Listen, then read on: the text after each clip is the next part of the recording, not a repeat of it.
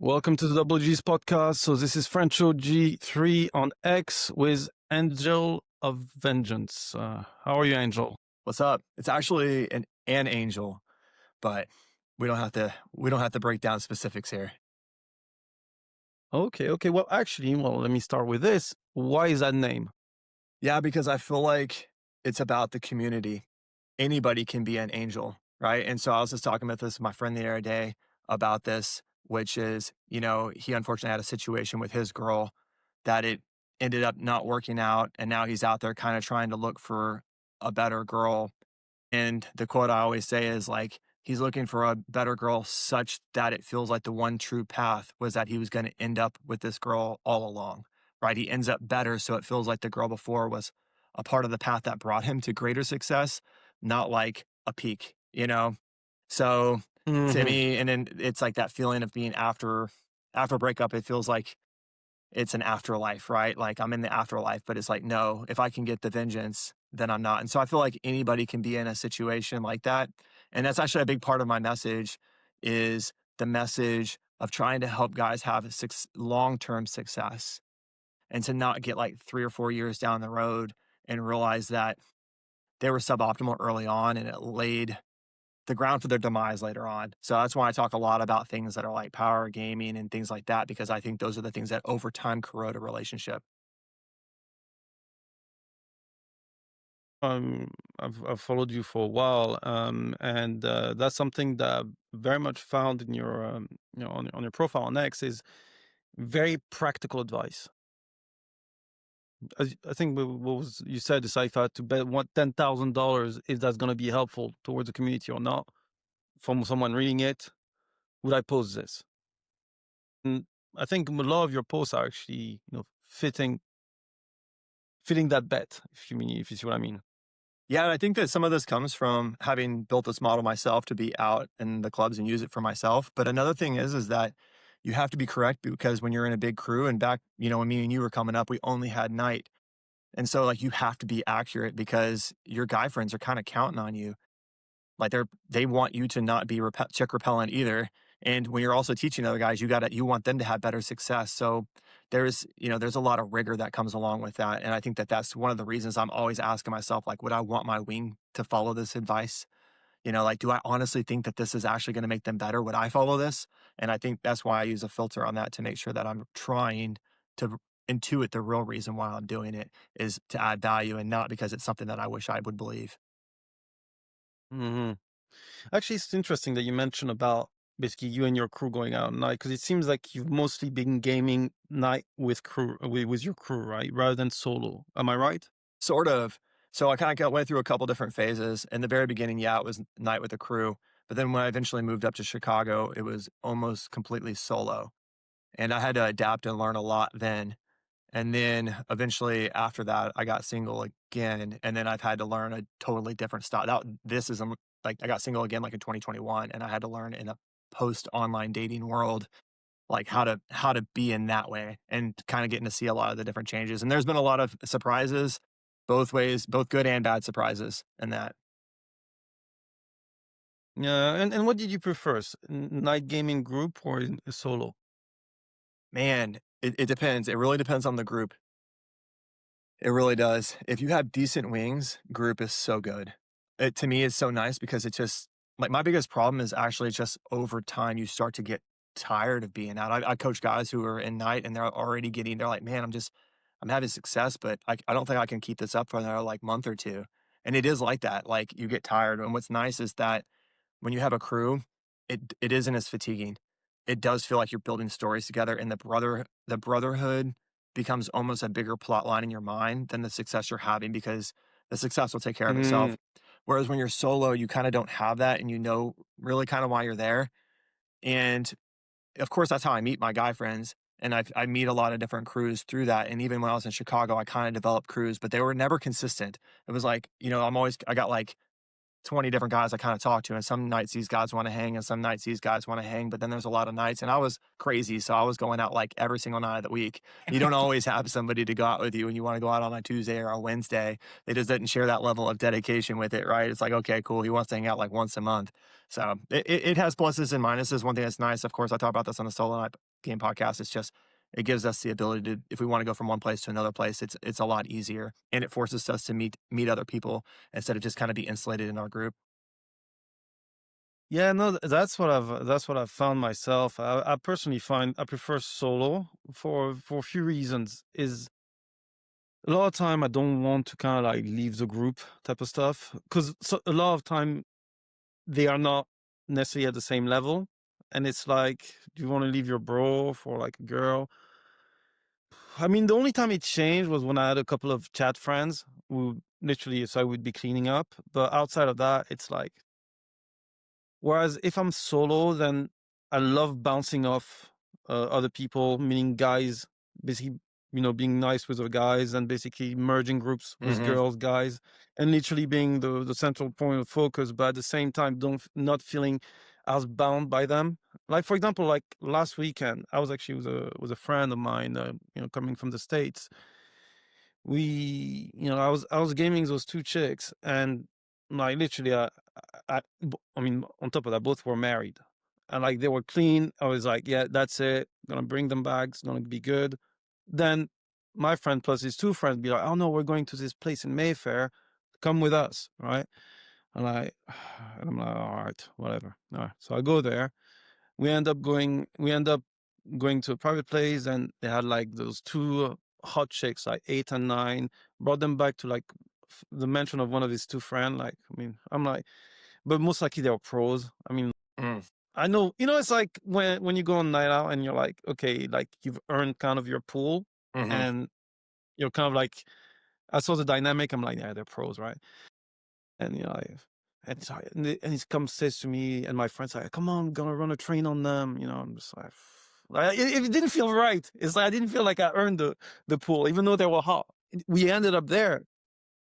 We ended up there, and me and my friend were like, we're out, and we let them two basically have fun with the two girls.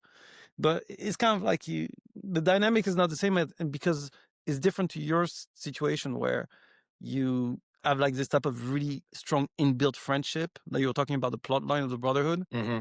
It feels a little bit more sparse and opportunistic in my situations, I find. Yeah, it having someone to connect with and be there a part of the story who knows your story, knows you, it's really helpful. And also you to win together. I mean, that was kind of always the nice thing is it was always great when me and my boys, we all one or two of us all did something on the same night.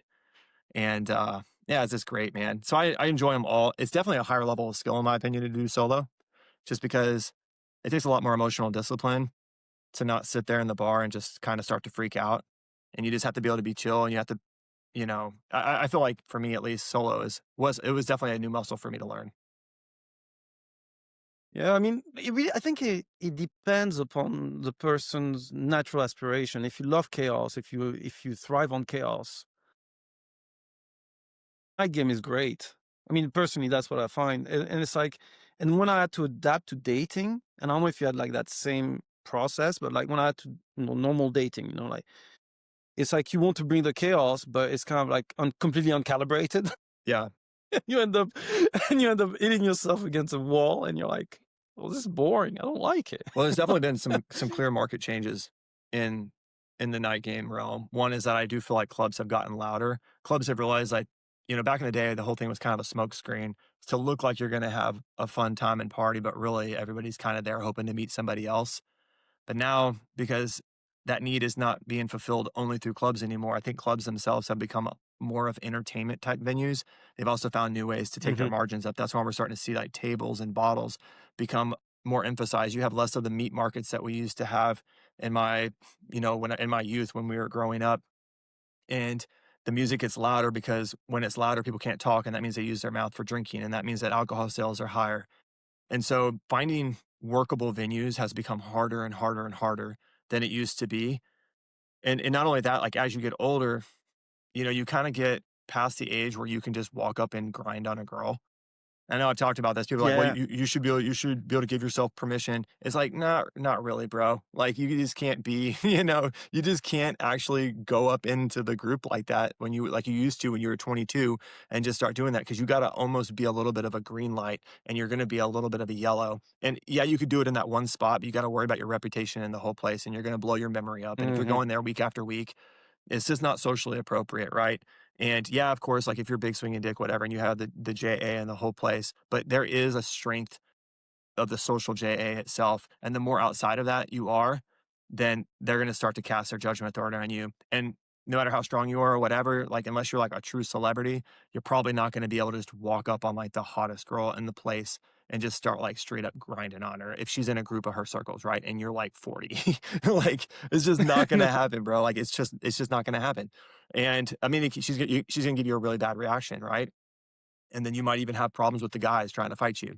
Maybe that's a limiting belief of mine. I've said that, but you definitely feel that pressure when you get older. I think anyone who isn't is lying. But when you're younger, yeah, it's great because you can just go in there and it doesn't matter if it's super loud. But as you get older, I do feel like you're starting to try to find like quieter spots of the bar. Like is there the patio? Is there the spot over here that's away from the speakers? Is there a place by the bar? Like where can I actually be? Like a lot of times I'm close to the bar because I keep the music kind of low in that area so that the bartenders can talk better. So I think that workability is probably the biggest issue. Yeah, I mean, to me, it's like logistics, logistics, logistics. It's like, for me, it's gone from the club scene to the lounge scene because, as you mentioned, like it has become like a status game where table service is literally there to kind of like holding real estate to basically play on that value so that to bring girls in type of stuff. And it's like, who's got the biggest table? And then you have to look at, okay, well, can I actually really talk to those girls? And then you're like, and then you go into lounges and it's like it's softer, but then you get like a bit of an older crowd, so it's kind Hmm. of, and it's like, whereas for example I was telling you about that thing like last weekend, and it's something that I was talking to with my my friend who came from the US when we literally did so many things together, and we had the same thing. We had the same like now all the hot chicks. I mean, like especially in London, they're going to those places like private events, private clubs. Like the normal type of clubs, you don't find them as much anymore. Like I've noticed that. And this guy basically he pulls like 8, 9 stands. Like his girlfriend is like literally like borderline 10, like 9, like fucking crazy hot. So I'm like, it's not just me. I'm just thinking, am I coping? Like we're talking, am I coping, or is it really the case? Market shift. And you mentioned something just before as well. You mentioned about social GA. I mean, I understand that you're talking about judgment authority, but like, can you explain a little bit more about this concept to people that may not have heard it in the light of pretty much, let's say, the social and status game within the night game? Yeah, so judgment authority is basically the ability to kind of say what something is. So it is very closely related to frame, but I like to be very precise in my definitions and mechanisms because otherwise the terms become overloaded.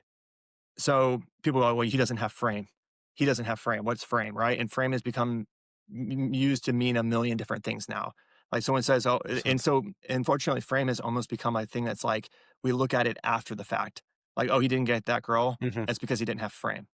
It's like, well, how am I supposed? Give me the tactics of what I'm supposed to actually do to have frame. So that's why I'm like my model. I have three components to frame. One of them is judgment authority. The second one is burden pushing. And the third one is controlling terms. And so that together is what I define as the frame. So the judgment authority is the ability to decide what something is. So you're defining what that is. And so and what I mean by that is like, if somebody says something, was that cool or not cool? Was that fun or not fun? What was the intent behind that?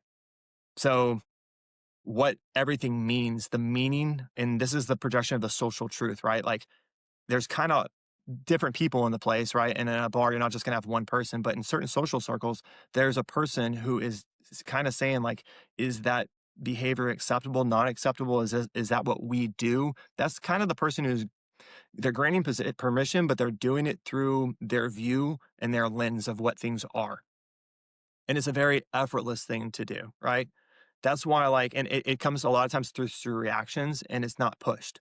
And so I've written a million different things about that. But of course, in a club, there's society is going to have its own social judgment authority. Like, even if you're the coolest dude ever, if you pull out a gun and shoot someone, well, you've just lost judgment authority because there's a very high judgment authority that says that you do not do that. And so there's limits to it.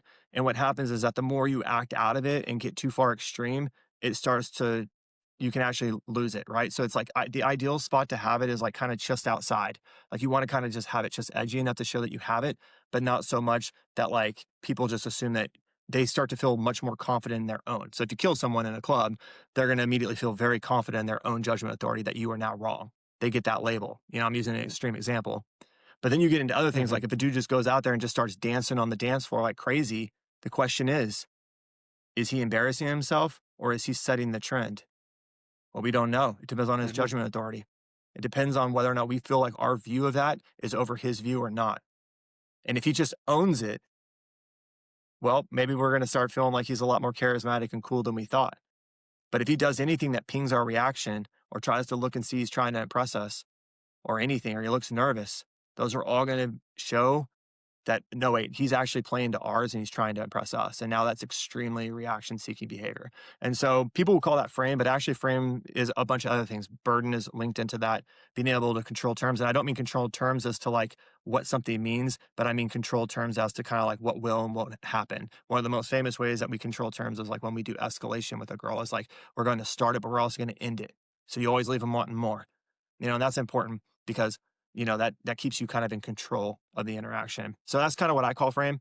But I'm glad that other people have definitions and stuff. And to me, it's just a way to be able to define what something is. Judgment authority is the authority to judge what something is credibly, right? Like, and that's what it is. It's interesting because again, it's like, people create their own framework and you call it judgment authority. And I'll explain to you how I differentiate that and about, for example, the extreme of judgment authority and what's within judgment authority. Like I think about it as subjective and objective reality in a sense of like subjective, like if you look at things in life, you have like facts, which are objective truths. Then you've got deduction, which is halfway there, and then you have interpretation, which is purely subjective.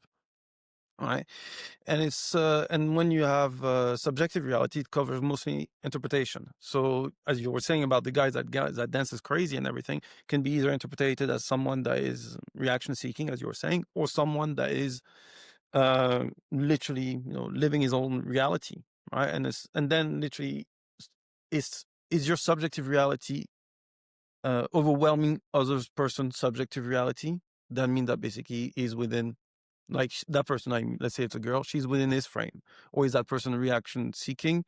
Is her reality trumps his reality, therefore he's in her frame. And going back to what you're saying, if it goes way beyond, what's socially acceptable, it's like you can't, the subjective reality has a certain limit where optics or what is socially accepted, you cannot trump that no matter how Yeah. strong is your subjective reality. Is Yeah. that is that pretty much the same? Yeah, it's funny because it's like we just we like you have terms. I'm like, is there something I missed? I was like, oh no, actually, I just name it completely differently. That was the Yeah. And by the way, I freaking love your accent. The way you said beyond, way beyond. I feel like I'm sitting in a smoky lounge right now with you, like smoking a cigarette, waxing philosophical. It's good imagery. I love that. No, I think you're exactly right. Like, and that's you have the objective truth and you have the social truth. And I think that's something where smart guys struggle is because they're about accuracy. And accuracy works really well in like scientific worlds where like it's knowable like what the weight of that item is or what the degrees that water is gonna boil at. But in the social realm, it's all up for grabs and it's all a confidence game. It's kind of just all about balls. And you can do things that might be able to do that, like money can kind of help you. But then again, maybe we don't respect you. Like if you're at Jeff Bezos' party, you respect it. But at the same time, in the back of your mind, you're kind of like the only reason I'm hanging out with him is because I know he's rich as fuck. Like in your mind, you just kind of deep down know that. And instead, the social truth is driven by confidence. And so that confidence is tested with tension. And in order to kind of Mhm. demonstrate confidence, you have to be willing to pass through a lot of tension with minimal effort. if you pass through it with a lot of effort, then now people know where your limit's at. And that's why one of the key things I always talk about is pinging. Pinging and then also truth never tries because it shouldn't feel like effort to you because it should just feel like it's self-evident. Like I don't even feel like I have to explain that. I didn't even think to explain that because to me it just feels real. It's like when you can watch like shows like Cops and you can just tell when someone's telling the truth. And it's because you can just tell where their mental focus was at. Their mental focus is like shit. Like like you can see them kind of trying to catch up to where the conversation is like, oh, wait, you're the FBI, but you think I'm the suspect. I thought you were like, I was like a witness. Like that's your natural assumption is to assume that you're innocent. So this is kind of like some of the levels to that. Mhm. And pinging, so what exactly you mean by pinging? Pinging is just when something hits your radar. Mhm. So it's like, is Okay. that even like on my radar? And not to get into this, I really don't want to get this because whatever, but like, when this conversation that's recently been happening about disrespect is like, if you ping on that, right, then you're noticing it, and by even noticing it, we're giving it credibility. And we kind of want to like be like what we don't even ping it because it just basically says like it just doesn't it can't exist. Like that's just not the way it is. You don't have ice that boils. So it's like you're already off to kind of the thing you were already thinking about. It's interesting you say this because actually today I was doing a TikTok. I mean, I'm doing TikTok because funnily enough, I ended up actually doing more female dating advice and male dating advice on TikTok. But hey, look, you have to attend to the marketplace. And I was saying, like, how boundaries, the conversation about boundaries have become so like crazy where people be like, oh, I have these boundaries. And I'm saying, look, if you have too many boundaries, what does that tell you? What does that tell everyone? Does that mean that you're hurt? Why? Because you're too reactive to every little thing that you consider a slight. And it's like, that means that you communicate that you have unprocessed baggage Yeah. because you're too sensitive. It's the same thing. And it's like when girls joke and say to guys, it's like, who hurt you? They're right. Mhm. In Yeah. the sense of, but what they don't realize is that because they also have a tendency to take things very personally, they can be very easily frustrated or very easily reactive, and it's like it goes both ways.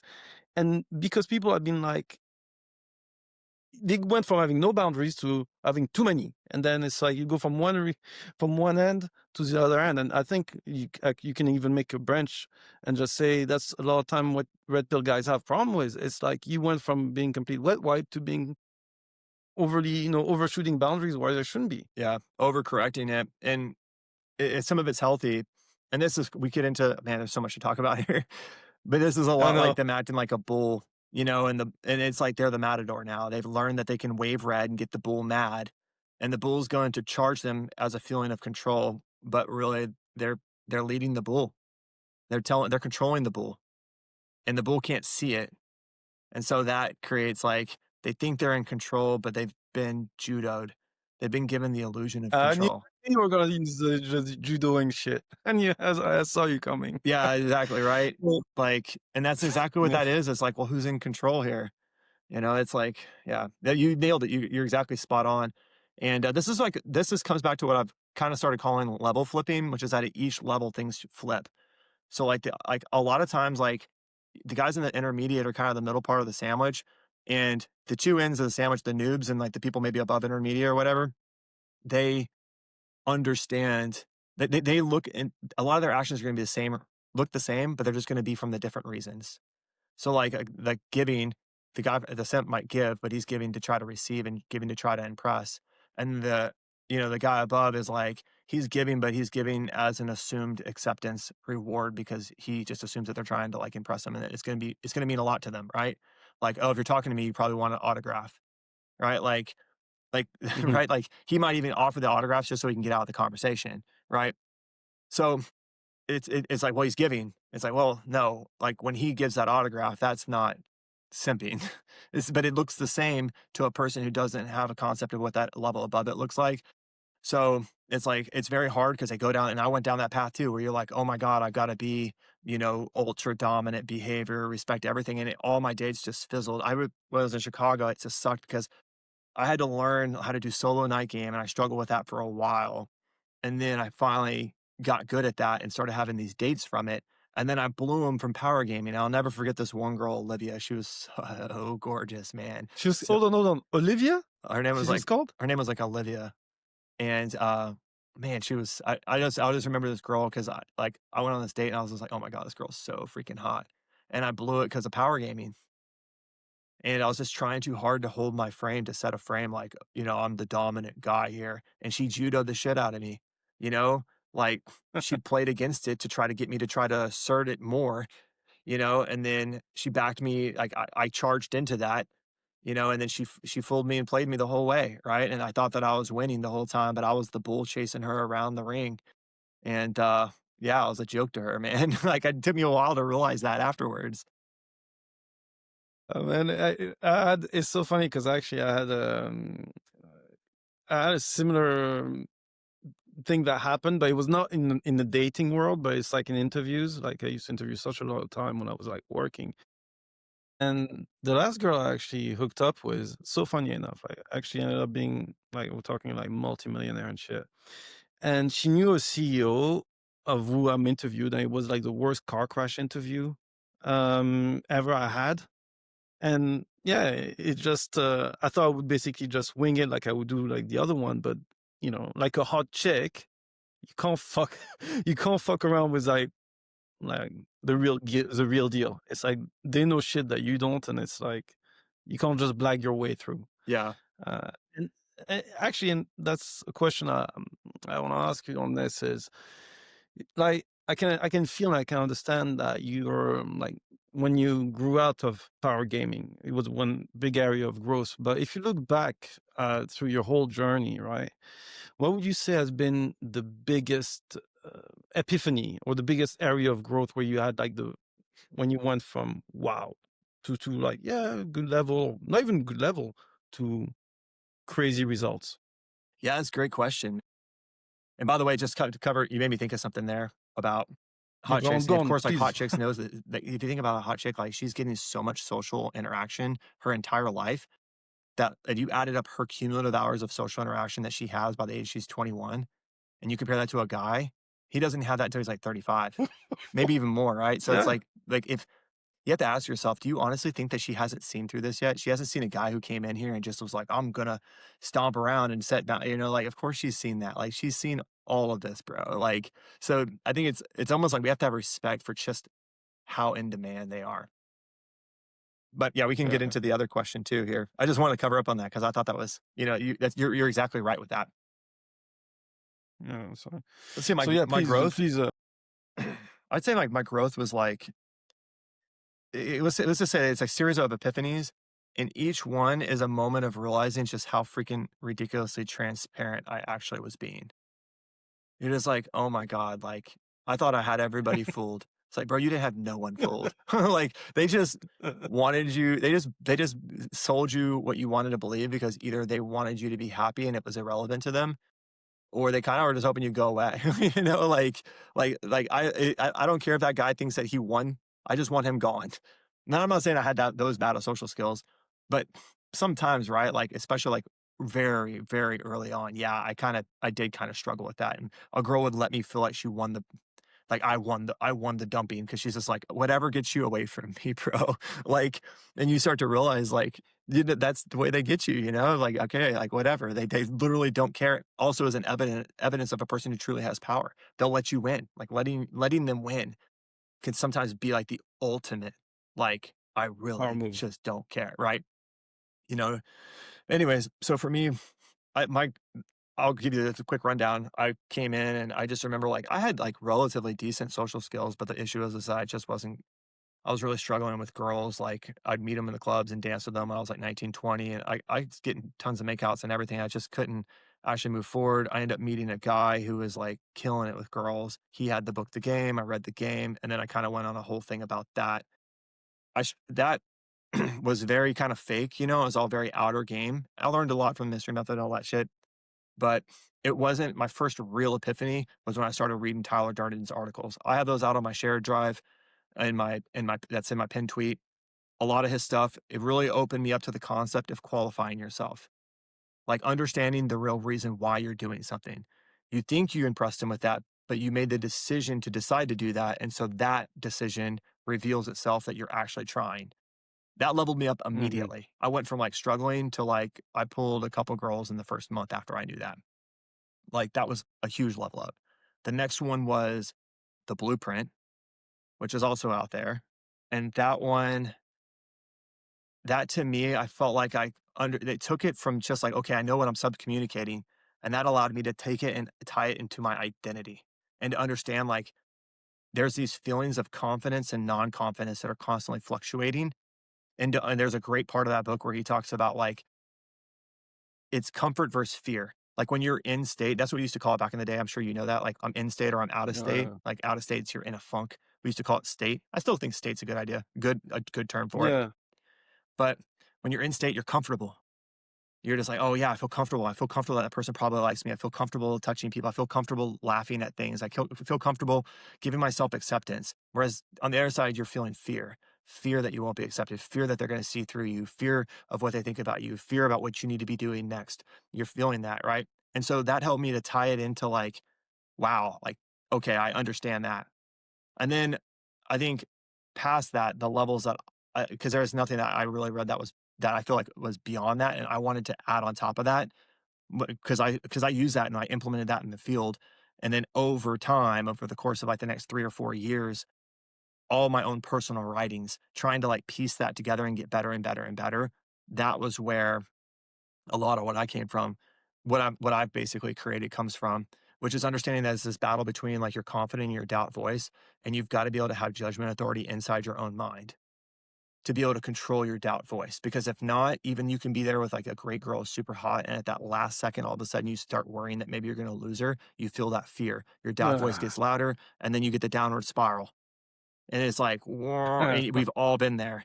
And it's like because we stopped Yeah. believing in our mind, like that it was definitely good. And then we start pinging for that little thing of like, well, maybe I'll just give her a quick something and that'll cause her to give me back the validation that I need to feel. Like, so I'll do something nice, but I really only said like, I love you or whatever, so that she would say it back so that way I could get my confidence back. But then she doesn't. And now, now doubt's really She powerful in our feels brain. it. Right? You're like, oh God, oh God. And then we start acting weird. And then we start getting pulling back. And then it just downward spirals. And so learning and understanding that. And then of course the big gap in that was when I kind of went down my power gaming stage, which was, you know, a little bit separate from this, but it was just like a feeling of that I was it's really like the ego protection thing. It's like I need to see her be into me before I'll be into her. Like, I need to feel Mhm. like, your job is to, throw yourself at me and then you're just trying too hard to be the prize, and keep everything and control it all on your terms. And what happens is that we stall it out because we're not giving them anything to continue to try. It's like, and then it ends up in a stall out because the fact that you're even on these threads, these dominant space type threads, they're just not fun for you. Like a guy who's in charge is not trying to have these because he already knows he is. So the fact that you're spending time doing that when you probably would rather be doing other things in your mind, like that are more mentally fun to you, it bleeds interest. And as it bleeds interest, it stalls the date out, right? Because we're not offering anything. We're coming across as needy. We're a need to be dominant. She's going to run away. A lot of times you'll get into these conversations where a girl is being super, like a guy's trying to be dominant in the thread. And then she starts to playfully run against that, right? Like a dog running away with a chew toy just because it knows it can.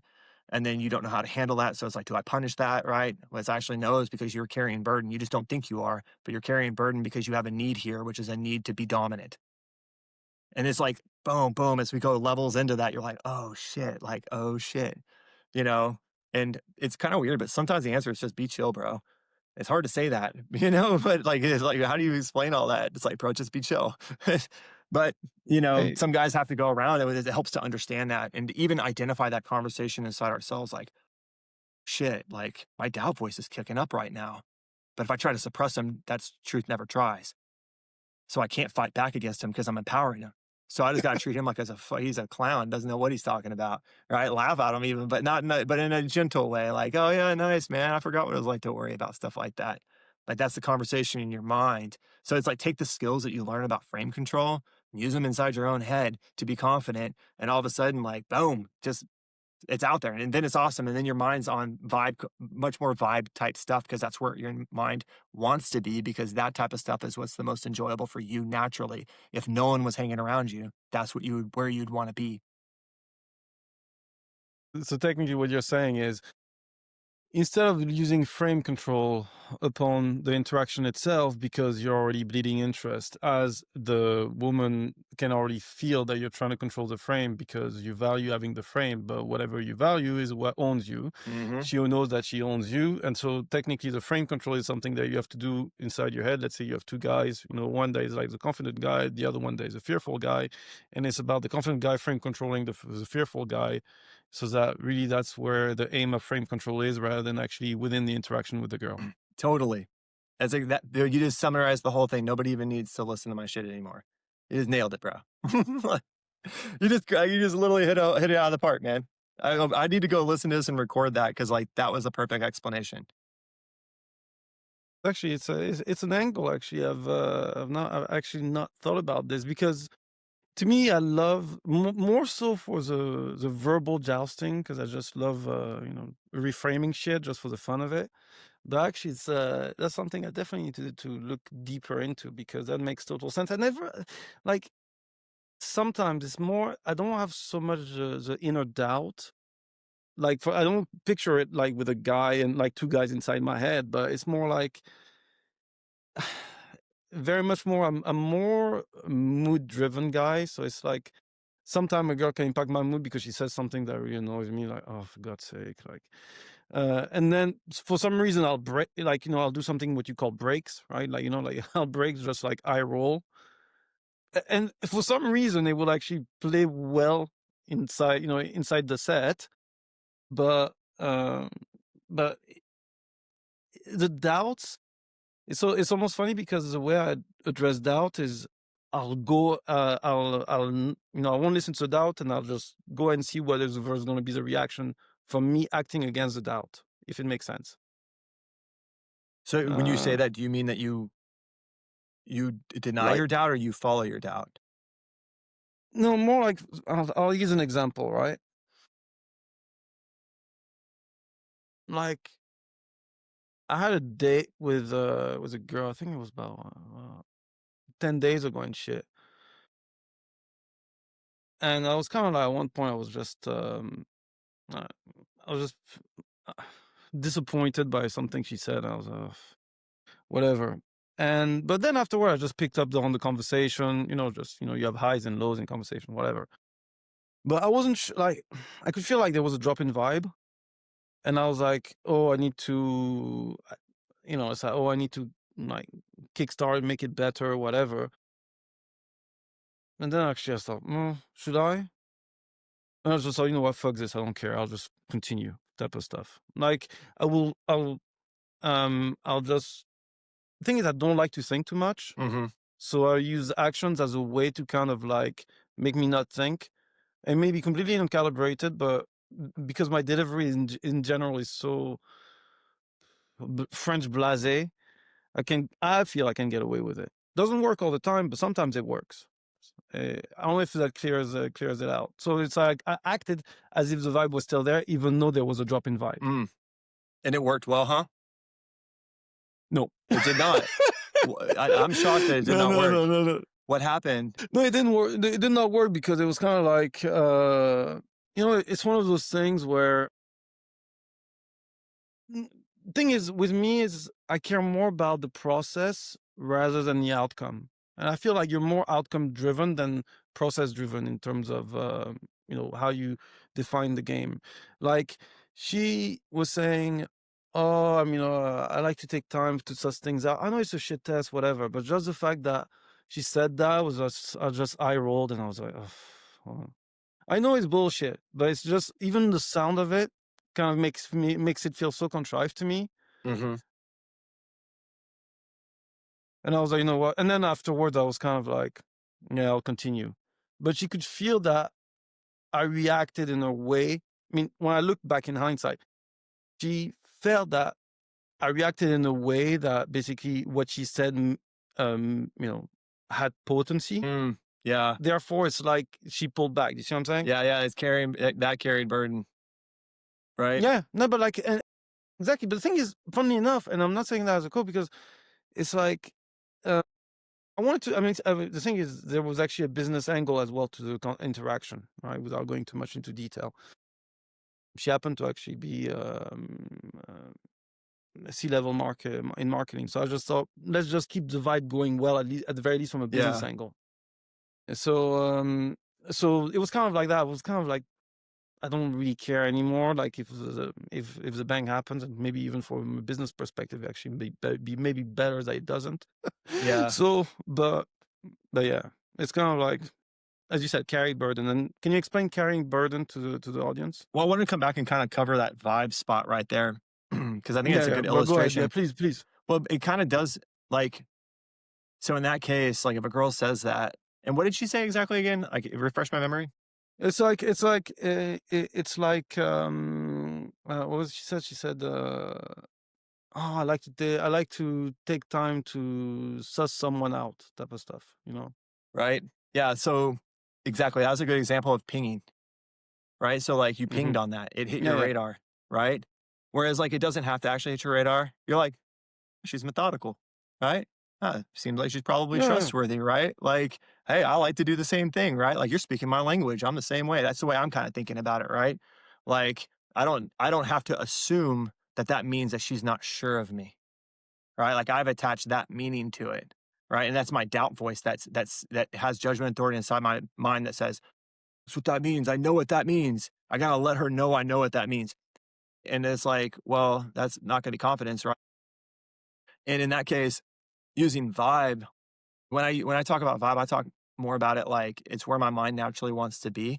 It's the things that would naturally give me joy, like in the thought processes, right? So when I'm giving someone specific focus, like right now, I'm giving you specific focus because we're talking, and like you're engaging with me. And so there's like an equalness here. But say like you weren't, say like you were just like, suddenly just being disrespectful and stuff, right? I'm going to actually kind of just go back to kind of the thoughts that I would normally want to be having. Cause I normally don't really want to talk about like, oh, let me go talk about a bunch of stuff I already understand.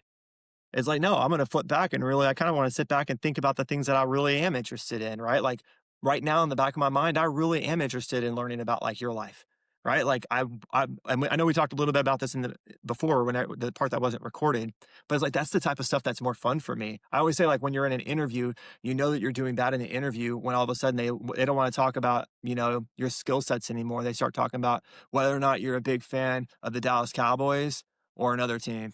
And then you're like, once they switch to that, you're like, oh shit, they're making this conversation fun for them. That's probably because I screwed up Hmm. and they don't want to do the work anymore. Oh, use it, right? Like you're like, I blew it up. So when she says stuff like that, the conversation pops back up to the things that are fun for me now. And it's like, if anybody's ever been on if you ever got catfished on a date that you got stuck at for some reason, what do? You just make the date fun for you. You're not all serious. You're not Well, just no, trying to do and demonstrate control. You don't care if she doesn't like you or like whatever, right? Everything's hilarious and fun because you're just like, whatever, right? Like imagine you were stuck with her for like 2 hours. You're just going to make this as much fun as possible. You're going to stack the threads that are fun in your brain. You don't care if she doesn't get it, and then that's the game of her trying to get that pulled onto you. Like she wants to take that focus away from social and pull it onto her specifically. well, I mean, what do you make of this? The last time a girl catfished me, right? Like, I arrived, at the scene, and the thing is, she behaved like a princess, like before, like on the text and everything, and I was like she's 8 plus, like, all right, I'll entertain, right? So I go there, and I'm looking at I'm like, where is she? Where is she? And then she rises up from the table. I'm like, hold on, who's this girl? This is not the same girl. And I was like, oh hi, and soon after, she went to the toilet, and then I fucking bounced. I was Ah, like, "I'm not wasting any more time." yeah. I'm like, I mean, that's a bit brutal, but like, I'm trying to think about maybe there was a time that actually, like, I entertained exactly like you said. Like, I just thought I'll just make it fun for me, right? But I think it's when I went back to I remember I tweeted that I was actually catfished. At one point, please save me. But yeah, I mean, I didn't even close. I just wanted to have fun. Yeah. But yeah, it really depends upon my mood, you know. Well, in Just that case, I mean, there's no harm, no foul. I use the interview example. Obviously, there's fallout, right? If you kick them out of the interview, you know that they're going to leave a bad review, and you know there's consequences. In that case, of course, there's no yeah, consequences, so yeah. it's like whatever, right? And we've all been there, right? In catfish, but you just can feel what's most importantly is that lack of kind of caring and your confidence. Like she could say nothing that would get your doubt voice worried. 'Cause you just like, it's obviously not true. Like, it's just irrelevant. Like, she's not doing anything, and even if she started to try to really get mad and get disrespectful, we'd read that for what it really is, which is she's just trying to do anything she can to get a reaction out of me because she knows that she's losing this. And that's exactly we Yeah. know that. We just know that instinctively. So it's cool to understand this conversation in our head and and that's like, okay, cool. Like, once we become aware of that, it gives us this introspective thing, which is and this is what it all ties back to. My core message is like, just ask yourself, why did I really do that? You know, like, why did I really? And when she said that to you and you rolled your eyes, like, if you dig down deep to yourself, like, why did I really do that? I'll tell you. I'll tell you because it's, you know, like, I won't even go on to a metaphor. You know, when you're like great dating experience, like, you know, top tier dating experience with a woman that knows how to seduce, Huh? it's, you know, and it's like, it's so nice, it's so fresh, and it's like when you have someone that basically plant bombs because it's like, and I have to diffuse them. I know how to diffuse them, but I find less and less interest in diffusing them over time because I'm like, it makes me, it breaks the flow. It breaks the flow. Like I become conscious of what she's doing, and it's like it takes me out of the flow, and it's annoys me because I'm just like, why do you have to fuck things up? You know? If But I it's not was, fucked up though. So oh watch no, but this. let me just say, if I fucked up and that led her to shit test me, I'm like, all right, fine, I'll take ownership. Like, you know, I fucked up. But if it was out of the blue, I'm like, but anyway, go on. Sorry, didn't want to cut you. Well, there's a choice. No, like let's illustrate it here. There's a small choice that you made to interpret it like that. Like if I said right now, hey, French OG, I'm very cautious about the people that I do one-on-one interviews with. Do you feel like I'm dogging on you, or do you feel like I'm complimenting you? Right? Because I'm on an interview with you, right? You Yeah, chose that. Your confidence voice chose that. Whereas if you're on a date with a girl and she says, "Well, I'm really careful about the guys, you know, that I talk," it was like, "Well, you're talking to me." Right? Like, I'm honored. I didn't know I was in such rarefied air here. You know, there's a choice in our mind to think of it like that, right? And we don't have to, she can't force us to pick which way we interpret that. She could have actually meant it the other way, but we only make ourselves look worse if we assume that that's the way people treat us. If we see the opposite, it's like, well, hell yeah. I get 100%. I get 100% what you're saying. Like from a pure optimization perspective, right? From a pure optimization perspective, like your way is like that's you know, like basically always assume the positive, even if a frame can be interpreted negatively, or even if a frame is almost like, say, even like you have a frame that is negative, right, and you interpret it positively. That's the right way to go, right? And that goes back to what I was saying to you earlier. If I know one thing that is hampering, quote unquote, my game purposely, and I know that because I'm fully aware of it, is my want and need of a good narrative in a date. And if they know that, or if they feel that, whatever, they can basically make me fuck up the date because I value this, and whatever we value controls us. What You know, narrative is it, an inner narrative to yourself or no more like like I'll give you an example. Like I go on dates, and it's like there's like a nice flow of the date. It's like there's, you know, like you lose consciousness. You lose consciousness because it's like you have like, you feel she gets you, you know, you get her, and it's effortless Mhm. because there's like that great vibe. And there's no need for shit tests, or there's no need for unnecessary challenges, because it's almost like she's sold into you and you're sold into her. And then everything just leads up naturally without any frictions. It's rare, but it happens. And it's like, and I still remember those dates. How many dates I know I succeeded, quote unquote, because I defused the bombs, but I don't remember of.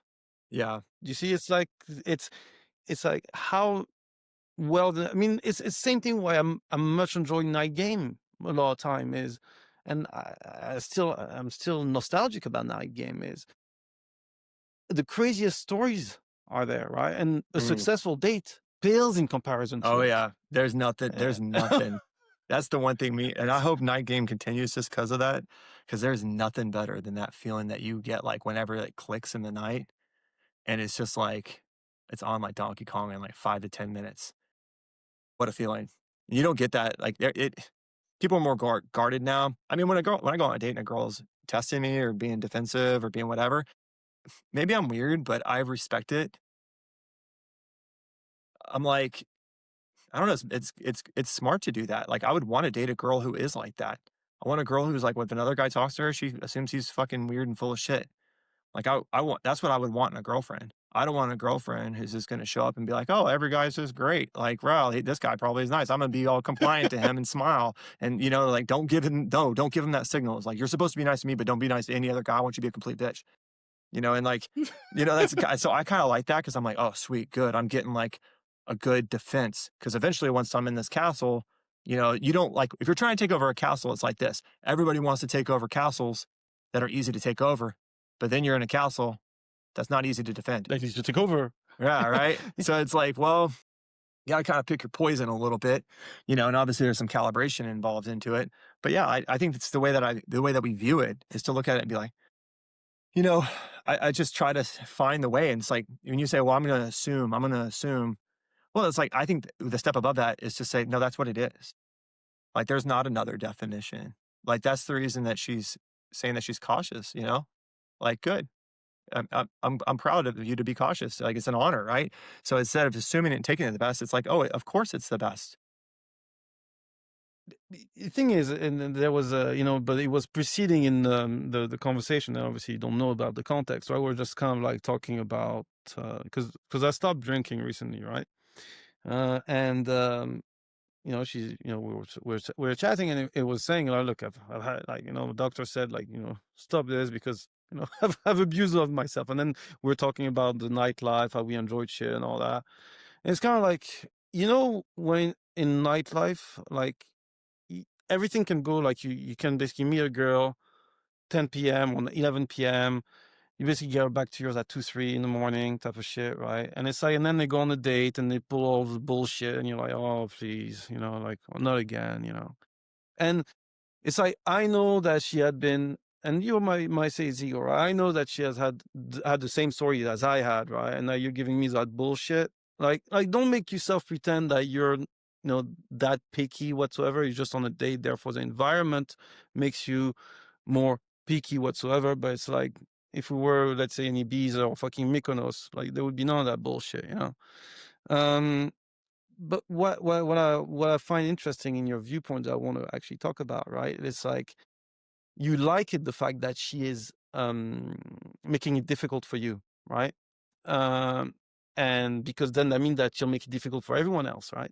And what's interesting, and I'm not saying that you are right or wrong, right? I'm gonna use your example as an anchor point versus another example, which is, let's say, people in the red pill be like, well, she's making rule for you, but she's not making rule for Chad or whatever, right? And what I find funny is that in the red pill, there's too much of a focus on you as a main variable, and in the game sphere, there's too much of a focus on the girl as a variable, right? Saying if the girl does that, then that means that she does that. It's more about her than it's about you, right? And then the red pill say it's more about you than about her. But what I've noticed is, well, first of all, I was more successful with believing what the game guys was telling me in terms of girls than the red pill. And and I went from thinking it's always about the girl to it's always about me. And then over time, I would say that 80% of it is actually about the girl more than it's about you, really. And I think what uh, what's is a problem with a lot of people that are in red pill or even the red pill rage is because they make it about themselves so much, they are much more reactive whatsoever. And when you look at your reaction, as in she's quite selective, the fact that you're part of the process is a compliment, is because um, of that belief system that it's actually more about her than it's about you. I don't know if you get me. Yeah, I am following it. And when you say, can you give me like a concrete example of what you mean about like, Like I'll give you an example. You, I don't like to. I know we said not talk about abstract, but I'm just anyway. Sorry. Think about it this way, right? Like a girl. Use the example of my day, right? You made it about her being selective, therefore me being selected as part of the process is a positive rather than a negative, right? The red pill would say, I am she gave me that bullshit, but she would have not give that bullshit to Chad, right? gotcha. I'm being reactive because I'm resulting to the red pill type of thing. You're not being reactive because you're resulting to the fact that you make it about her rather than it's about you. You see what I'm saying? Yeah. I mean, so I think that in my read here, and I just kind of try to go off based on what I know would work and try to avoid framework sometimes. Like in this Hmm. case, I kind of know it's both. Like I kind of in my mind, I know that yeah, if I was Brad Pitt, like she would not be, if I was young Brad Pitt, I should say, like, that she would not be, and no dog against him, right? Looks great for his age, but still, you know, like, yeah, I know that she would be totally different. So, yeah, it's more like she wouldn't treat, but at the same time, it's like for what I am at at my exact SMV level, that's nice. So, she's basically to guys at my level, and I know that other girls are being nice to me, then at least I know, and if they're close to her, then I know, okay, cool, like relatively apples to apples, keeping everything else constant, right? Like I'm getting a little bit more of a girl like this. Like at least it's like to me. And also the other thing is like I don't feel like it's a very hard skill to learn to kind of be able to do that and just be able to handle that. To Yeah. me, and I don't learn these skills predominantly just so I can do game, right? Like these skills are very important in real life, to be able to Yes. help like negate conflict. You're the person who can come into a room. I'm this guy, like whenever I was working, in major companies, I can come into a room where there's conflict and all of a sudden I've unified them all together. I've brought them all together and inspired them all, right? And it's Oh, because you're setting a yeah. frame and you're not pinging for everyone else's little thing and this and that and all this drama. You're able to come in and be a real leader, and that leader is just saying like this is the way things are, this is the way that we are now, this is, and they set an example, and they assume what we assume the world is it becomes, and that's exactly kind of what we Mhm. follow here. And I think it's getting away from game in terms of leadership. This is a better way to show and demonstrate real leadership that other people will buy into, as Mhm. opposed to just saying, you guys need to recognize that I'm the boss now. That's kind of like, well, it's like, well, now that's not going to really, that's kind of like the same thing as saying like, No, I'm the prize, bro. It's like, well, yeah, but you can't like, I'm the you leader, so can't I'm going to say have it. boundaries. It's like, yeah, you can't say it because now you're pushing your truth, right? Like, it's unspoken. It's like, if you watch Game of Thrones, Well, like the first like 4 years, 4 seasons. oh, well, you must have seen the scene with Tywin Lannister. Anyone who says the king is no king. Yeah. The great quote. I don't remember that one, but that's a perfect way to say it. And there's also another thing about Varys saying, power lies in where people believe it lies. It's like it's not necessarily and I think that goes back to what you were saying about people. One of your biggest area of growth and what a lot of guys have trouble with is understanding subjective reality, or what you would say is judgment authority, can trump objective reality. It's not because you've got money or that you got looks and whatsoever they will just get you the respect that you Mhm. want. And that quote about power lies where people believe it lies is exactly that. You can actually have less power, quote unquote, than the guy, on objective basis, such as looks and money. But if you have more influence than him, you trumps him. Yeah. You trump the guy who's objective, and that's something that was for me the biggest growth area. It was. But actually, I want to ask you, unless you want to riff off anything that I just said, I'd like to ask you, where do you originally start from when you started learning game? Like, were you a bit awkward? What was that thing? Because, I find that a lot of people, and myself included, that started in game is because they had to compensate for an area in their life that they Mhm. felt they were lacking. What Yeah, was it for I you? mean, for me, I had horrible, horrible. Like when I was in middle school, I was a total loser. But that's just because I live with my mother. Like we lived below the poverty line. She made like $18,000 a year. We just I was like literally in South Texas going. I was a minority in my school. I'm a white kid, but I was in a minority. South Texas is all Latinos. It's still ranked. My middle school is still ranked like one of the most dangerous in Texas. And I was like just getting picked on and crushed daily. And it's interesting because like I never identified as a loser. I just identified as I'm just different, man. And it probably wasn't until I was in high school that I actually tried to start gaining in early high school that I started trying to gain social like success that then I got rejected. So this is interesting because rejection it only happens whenever you place a bid. I didn't feel like I wanted to be cool in middle school. So to me, I didn't feel like I was a loser. It wasn't until I was in high school that I actually started trying to be cool. And then I was realizing that I was getting told I wasn't, that it started to become an issue. And so that's kind of it created like a little bit of a small obsession with just like understanding and learning social skills. This was pre-game. I just wanted to know what I was doing. I remember reading like Men's Health and shit, like, like trying to be like, oh yeah, like 10 ways that you can like, and of course blind to me that like only losers are reading books about how to like be cool, right? Like that gets down to like the hidden intent behind it. It's like, yes, you're doing this, but it's also you're studying it. And you can even say that about this damn call, no offense, but like, I mean, people will say that, like, guys, like, don't do this.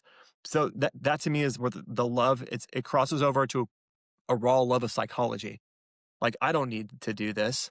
I like, you know what I'm saying? And even a lot of stuff I teach is like, dude, it's not that hard to get girls. It's really not. I think Yeah, sustaining it no. long term is harder, right? Like, I think that's Yeah. guys lay the wrong framework and they Mm. lay the wrong foundation that works really good for the first 6 months, but they don't realize that you're playing chess against the same person every day and they're going to learn your tricks. So if you're being really obvious and you don't know anything else and you don't save anything for later, you're going to end up in a spot where they're going to figure you out. Ultimatums. I know I'm getting a little off subject here, but ultimatams are like this. No, Guys are go on, like, go on. if every guy's like, "Hey, I'm going to walk out," everything's like, "Oh, the relationship's going to end. You need to do this, or I'm going to dump you." Well, that works in the very beginning, but after like 6 months, now it starts to work Yes. against you because she's figured out your pattern. Not only that, she figures out your thread choice. That when you start bringing that up, that's when she's most got you. That's when you're most triggered. Right? That's like when you're at your Eh, weakest and you're most vulnerable, right? Like, so she learns how to start to judo around that. Like, they're really smart. It's a feminine instinct, right? Is to be able to do that, right? So, anyways, I guess getting back to like me in game, like I went through this stage where like before game, I was trying to like learn like social skills, and I eventually became cool. But the problem was is that I still was kind of try hard. Like, I was just like I just owned mhm. it. I just kinda owned my tryhardness and, like, people are like, "Okay, that's how he is." And I had a ton of charisma, ton of personal power, but my actions qualified myself constantly. So it was weird. People had, like, a really weird relationship with me where they admired me and respected me, but at the same time, they knew how easy it was for me to get a rise out of me. And anyways, so Mhm. I eventually learned the game, and then as we get through that, those are like the main we talked about that earlier. Those are the main growths, and as soon as I learned not to qualify myself, it helped a ton because then I was able to have my own personal power kinda start to shine through and use a little bit of, like, natural charisma, and then also probably another growth was just, like, learning how to actually flirt competently. There's a lot that was a mystery method. The big thing about always making sure you're cutting it off is essential. There was a book called Magic Bullets. I don't know if you remember that one, but that one of the best books for just like straight up tactical insights. Like, this is how you take a girl home. This is how you do this. Like, this is like, get the number and then text her immediately. Like all of that type of stuff. That was like a really super outer game tactic based book. Yeah. Fantastic. And that all of that stuff like really I helped didn't me. read it.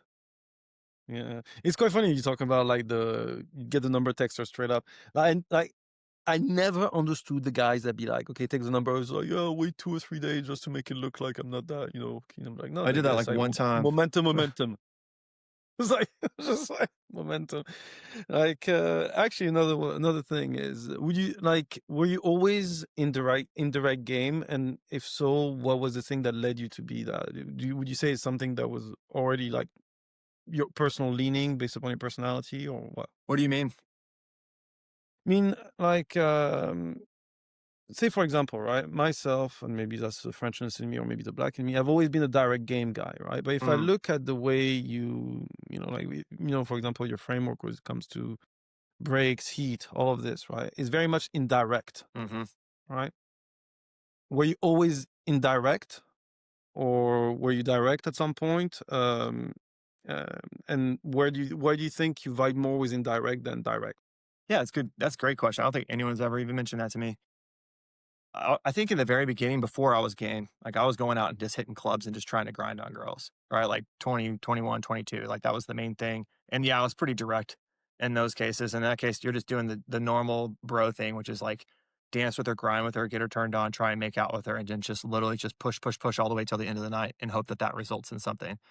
Like no breaks at all. Like just, right? Like, so to contrast this, I wasn't doing competent direct game in that moment. And then I learned indirect from, that's what Mystery and them kind of, preach. And I very quickly early on learned like opinion openers don't work. I think that's well known now, but I tried to get those to work and that just wasn't really working. In the beginning, I didn't really get a chance to try a lot of direct because I was in a relatively small town, and in this small town, it's like a Yeah, country town, and, like, bro, these are dudes in Texas, like, you gotta watch your ass. Like, you can't just be hitting on a girl, not knowing anything about her. You need to make sure everything's plausible deniable because you're gonna get yourself into a yeah, fight real quick. And in that spot where there's lots of memory, there's really only one or 2 main clubs in the town. That works out. But I did try direct with let's talk about this. Talk about my day game experience because I never really did day game until I kind of got single again in 2021. I take that back. I did do one when I was in the mall one time, and I did get the number, and she actually did come out to a house party that we had. And by the way, when people are like, "Hey, Angel, how the hell is it that you were so bad on dates, yet you were so successful before whenever you were in your small town in Texas?" And it's because my dates were literally having the girls come up and meet up with me and my boys in the crew. So it was like, I never really did yeah, one-on-one dates. It was like, yeah, we're gonna meet up here tonight. Oh, we're gonna be here tonight. We always had a party or whatever. And then literally we just bounce home from it. So I never did like a one-on. It's crazy to say that, but yeah, like I never did like a one-on-one date at like Texas Roadhouse or something. It was our crew was inseparable, and we always just had girls that came and tagged along, and that's the way that was. So when people are like, well, how come you went on these dates and then it was weird?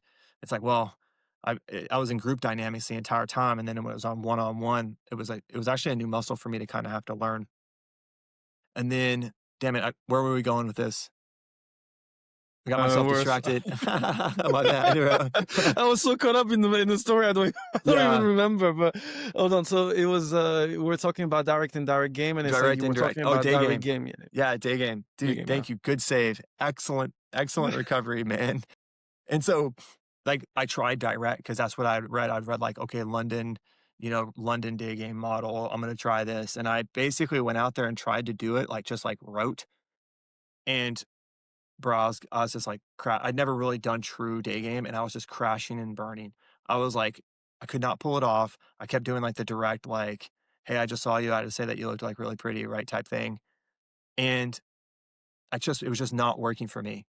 And I don't know where I just had this moment of frustration where I basically just said, I'm just going to go with my gut instinct and just do whatever I know is Yeah. right.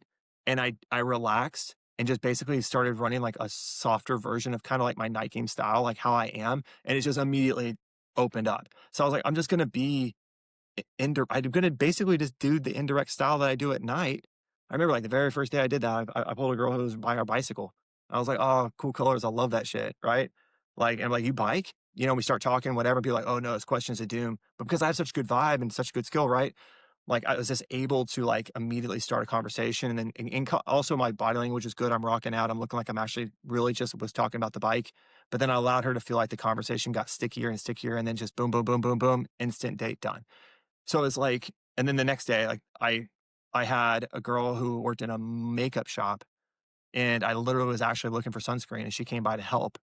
And it was like, yeah, like that actually ended up like I just ran that like normal. Like I was just flirtatious, cool. I didn't do any of the normal like stack, whatever type stuff. And yeah, that one ended up happening too.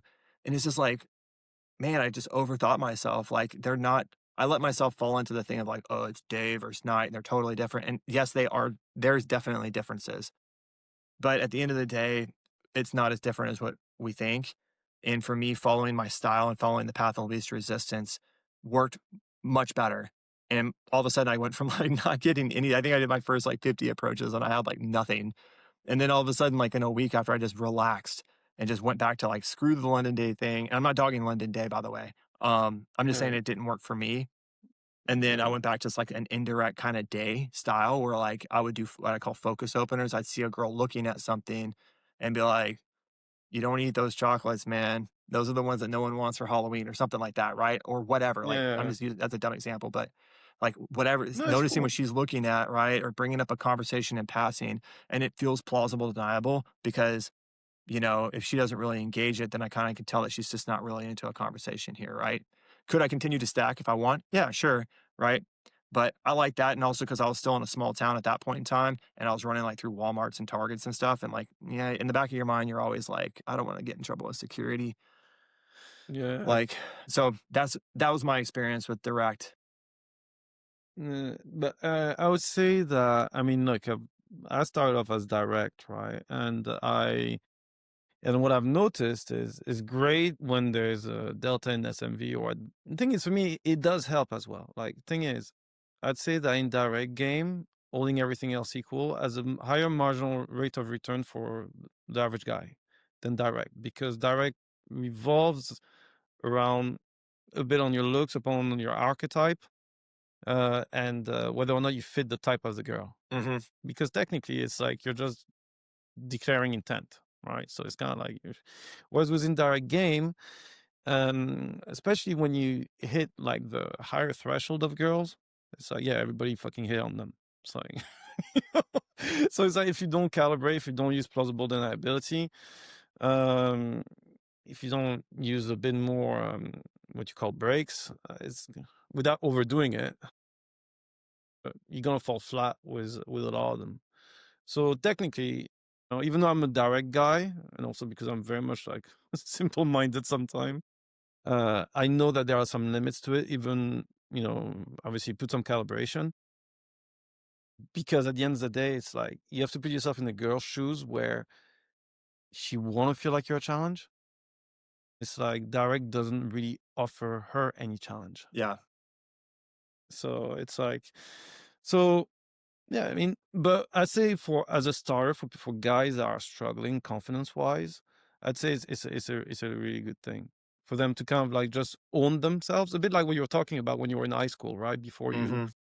and maybe I take the words out of your mouth, before you drop your ego, because I think what was holding you back then was like, yeah, you had natural charisma, but that need for qualifying yourself was just kind of like a way to soothe your ego. And Yeah. then when you dropped it, you were like, boom, sorted type of stuff. Yeah. Like I want to cover something on that about the indirect. You're exactly Yeah. right. So on one end, yeah, you're forcing a direct makes the girl make a decision early on, and the earlier she makes a decision, the less she's gonna have other factors to go off of than just, like, kind of like your looks and general demeanor. And so, if you don't have that to go for you, you're gonna want to do it indirect because you want her to make her decision as late as possible. However, yeah, for a noob, you're gonna have a lot of leaks, and indirect is really bad if you have a lot of leaks because you're gonna come across as, like, what they call hiding your dick, right? Like, you're gonna come across as, like, it's clear that you're into me, but you're just afraid to admit it. And if guys that's just a lot more understanding and a lot more experience of how to develop. So, like, that's the reason I could just switch over and just do day fine with indirect because I don't have any leaks. I'm really good at knowing, like, in my mind, what the quote unquote real reason I'm talking to her is. And it's not that I'm hitting on her, even though that actually is the real reason. But you know what I mean? Like, you've got to have that other reason in your mind and you've got to be 100% congruent to that. You got to do exactly what that guy would have done, right? While you're still in that indirect window, eventually she's gonna kind of like you're gonna use vibe. She's gonna kind of get a little bit more into you, and then you're gonna use that investment to kind of slowly start to kind of like appreciate small things about her. Once you get to qualification, direct and indirect are the exact same from that point forward, right? Like she knows that Yeah, you yeah, like yeah. her, and that's what's nice. And so all it is just in one case, you're just switching up the sequence. Is like who's gonna kind of show interest first, and yeah, like if you've shown interest, depending on who that girl is, she might have a shield and it's because she doesn't know if she can get rid of you and she might be feeling all this pressure and who knows, right? So that's really the kind of the only thing is so you're just trading off, an answer up front for, like, whether or not you have leaks. And if you have leaks, then you definitely wanna do direct. I mean, you gotta practice indirect in order to get rid of your leaks, right? But at some point, Yeah, like, yeah, it just takes time. yeah. Yeah, no, no, don't have anything to add to that. Yeah, and I'd say that if you really want to reach the higher threshold and level of game, you have to be indirect.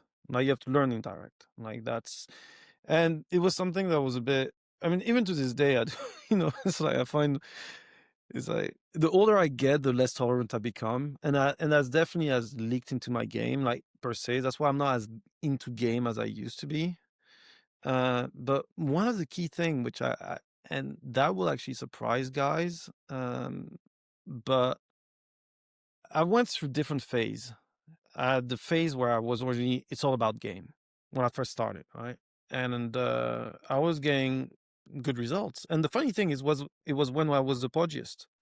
Hmm. So I was always yo-yoed between like 90 kg to 110, which in pounds, which would be like 240 pounds to let's say 200 pounds. And and I pulled the most when I believed in game, and I was a podiist. And it's like, and then I was like going to the red pill a bit later on, and then I was like, oh, hold on. So n- my result decreased because I took things too personally when game told you not to. I was trying to focus a little bit more on the surface level shit. Then I went to black pill because I was like, I went out with a friend of mine. I called him Jon Snow because he looked like Jon Snow. And every girl, when I was night gaming with him, it was like, it was painful, man. I was like literally working the sets to begin with. The girl was warm to me, blah, blah, blah. Then he came into the picture and he was like, Mm. hello. And then the girl would be like, oh, it was like, Uh, I'm like, I was a bit like, I don't know which NBA players gives the most assists, but I was like that player, right? that's a great analogy. That's a great I mean, analogy. sometimes yeah, I was like, but sometimes I did hit the friend, right? So it was not too bad. And then I realized, well, fuck's sake, it's like, is game really that important? If that motherfucker literally can just come in and just be like, So I started thinking, well, you know what? I'm just going to go black pill and just thinking, it's all about looks maxing, all this. My results dropped by 80%. I was like, all right, well, it's not really doing me any good. And then I went back into game and my result got a bit better. But what I've noticed is over time is the need for optimization of result didn't matter as much than the way I like things to be, Mhm. which has then pushed me into doing everything anti-game. I wanted to see what what I could get away with and see in order to kind of like segment for how do you call it, for genuine desire TM trademark, right?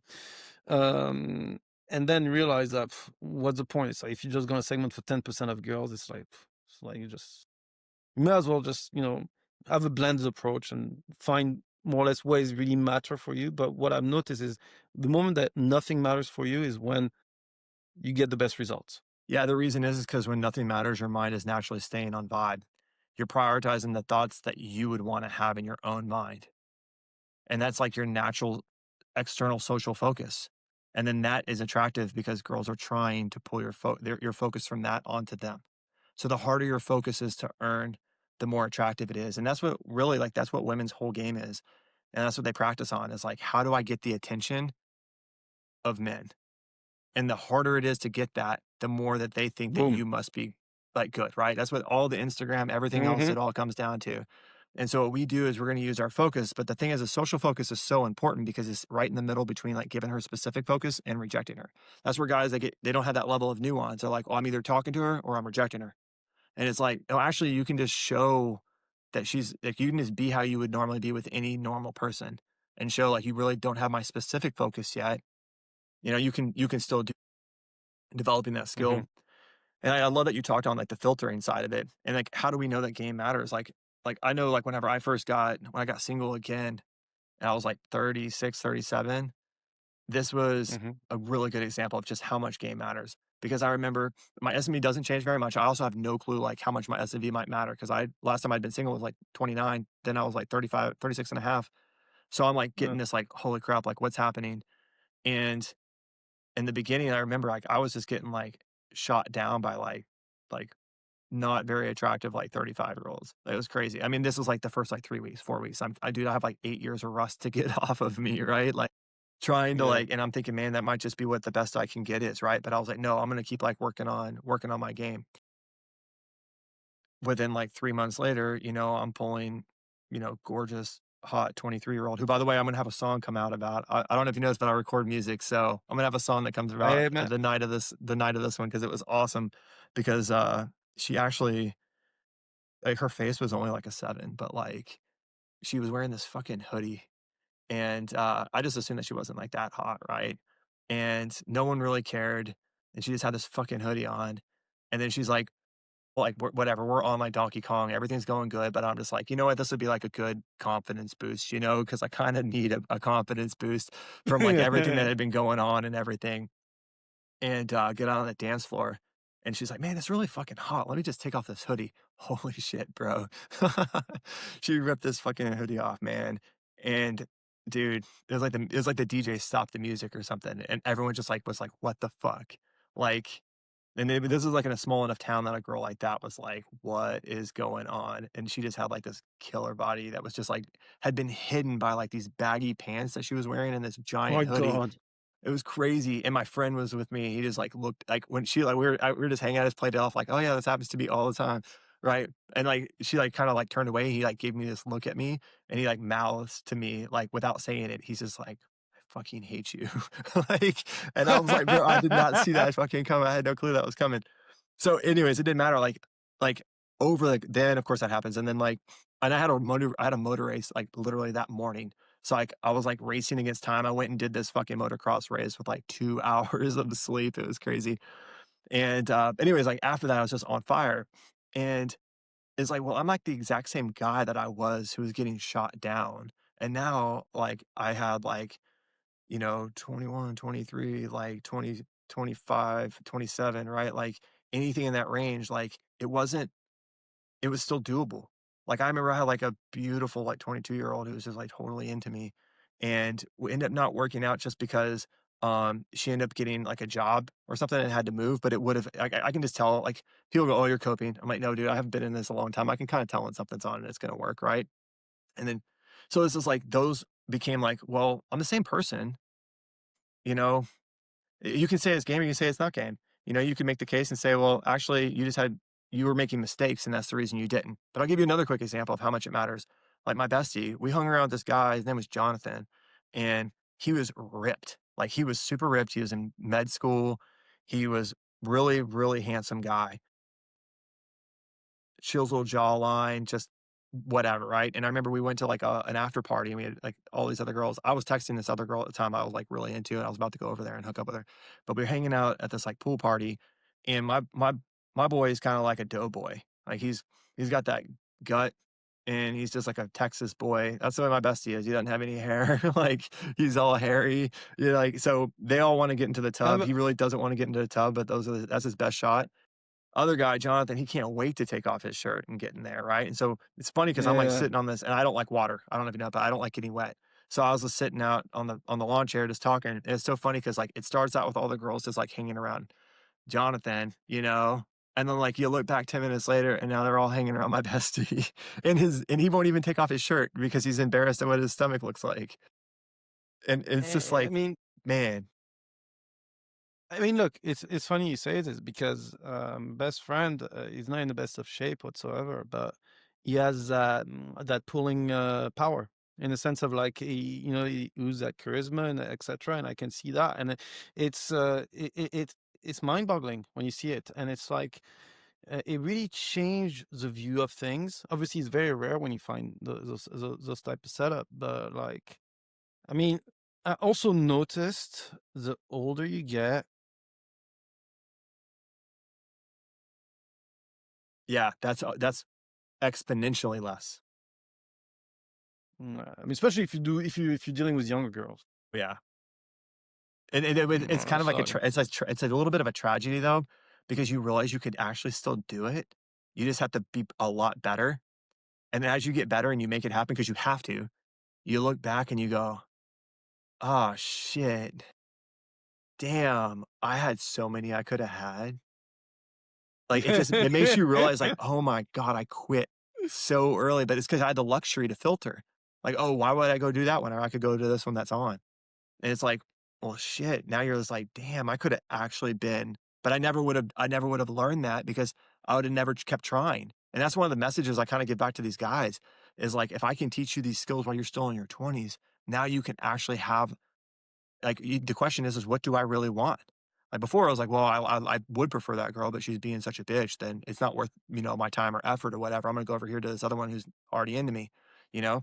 But now it's like if I had the skill I have now, gone back and been like, no, I actually just I'm gonna win that girl, and I like her better because one, like she might be hotter, but also I feel like our lifestyles are better. I feel like her values are more like mine. But instead, like none of that stuff mattered because the main thing was whether or not she was going to be nice to me and not make it hard for me.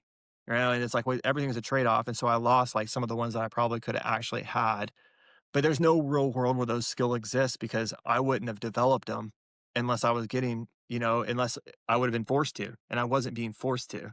So it's like it gets harder, but it gets easier at the same time because if you're the right guy, you're going to continue to learn.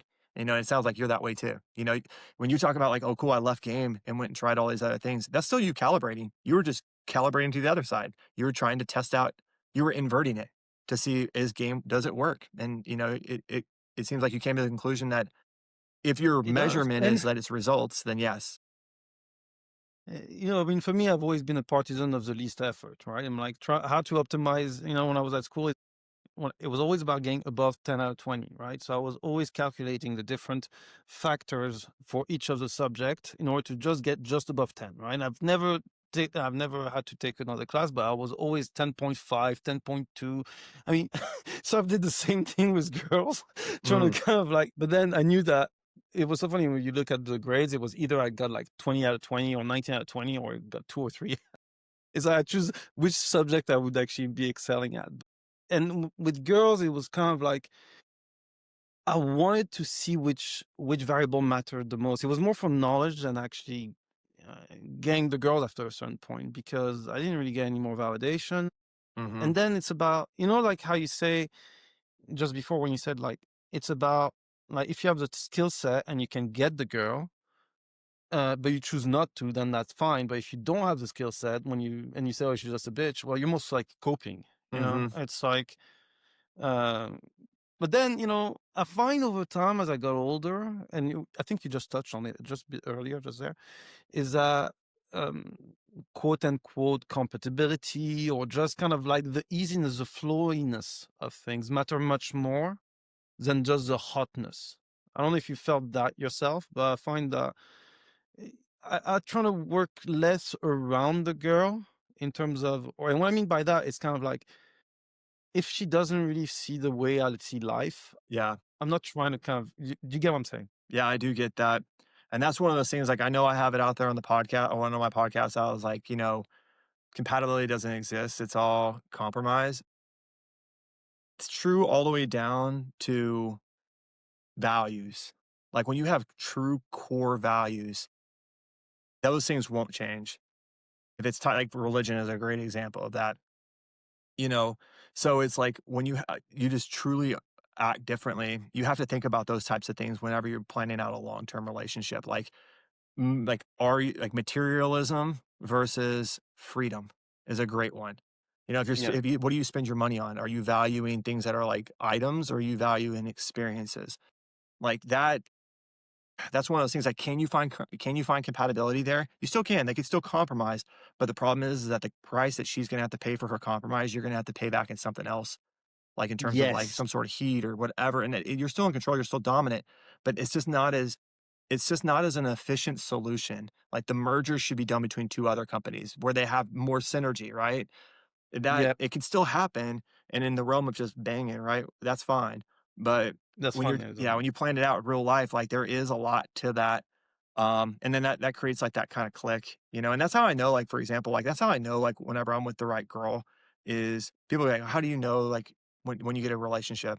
And I'll tell people right now, the way I do it is I just keep a rotation. And I think my rotation is you're always going to have one in, one out. Like, cause it's like, okay, I only want to keep two or I want to keep three. So that's always going to be a really good baseline for what your current S&B is. and what you can currently get in the market. Because over time, over the course of a year, if you could be getting better, you're going to one in, one out. You're going to take out the worst one, put in the best one, right? As you go up. Mhm. And so that's a good baseline for where you're at. And the first time you have a girl that you're dating that you don't want to see the rest of the rest of your rotation for, and you it makes you want to just burn down your rotation, that's your girl. You're done. Like that's like the optimal stopping problem. I don't know if you guys ever like study like data science and like one arm bandit. It's like you're supposed to go out there and sample like 30 of them. And then once you get a good understanding of what the variance is, you should take the next one that's better than any of the 30 ones that you've had. And that's exactly what this is. Is this like you should find the first girl who's like head and shoulders above your rotation. And that's literally as good as you're gonna get. Unless the trend of your rotation just continues to be up and up and up and up over time. And it's like sometimes that happens if you keep learning, but if you're in a spot where you're looking to settle down, it's probably not. Yeah, I mean, like for me, if like also one of the key things. I mean, like actually, I know that we're like hitting the 1 hour 30 mark, and I'd like to talk about three different things before before we shoot off, right? Find it's quite funny because it's like I find like there's a question about STDs and condoms and all that. It's almost like as you get older, like you become a bit more aware of your health, and you're like, do I really want to kind of like road dog some random bitches? Like, so it's kind of like you want to kind of like select a bit better, so because you don't want to just dip your biscuit a bit everywhere. Is it something that kind of like came across your mindset over when as you got older and a bit STDs, more mature in your game? like STDs Sorry? particularly. Yeah, STDs and all Oh that yeah, stuff that you kind of. I had a huge old freaking fiasco with that a couple years back, which everybody probably saw it. Which was I had I had rotation at 4, which was awesome. And I wasn't really planning on it, but I ended up having like that threesome, which was with 2 girls. And I ended up catching it was awesome, but I think it had to be because it was really unless somehow my other girls had cheated on me, which that could have happened too. But who knows? I caught the clap from that, which wouldn't have been so bad because it just would have been like, okay, cool, go get Yes. the medicine and everything. But the problem is that I didn't know I had it for like 2 weeks and I ran through my whole rotation. So then so then it's like now my whole like it's like, do you burn the whole thing to the ground? Like, and I didn't want to because I really liked 2 of them. So I basically like I had to go, I had to break it to 2 girls, like, and that pretty much ended things.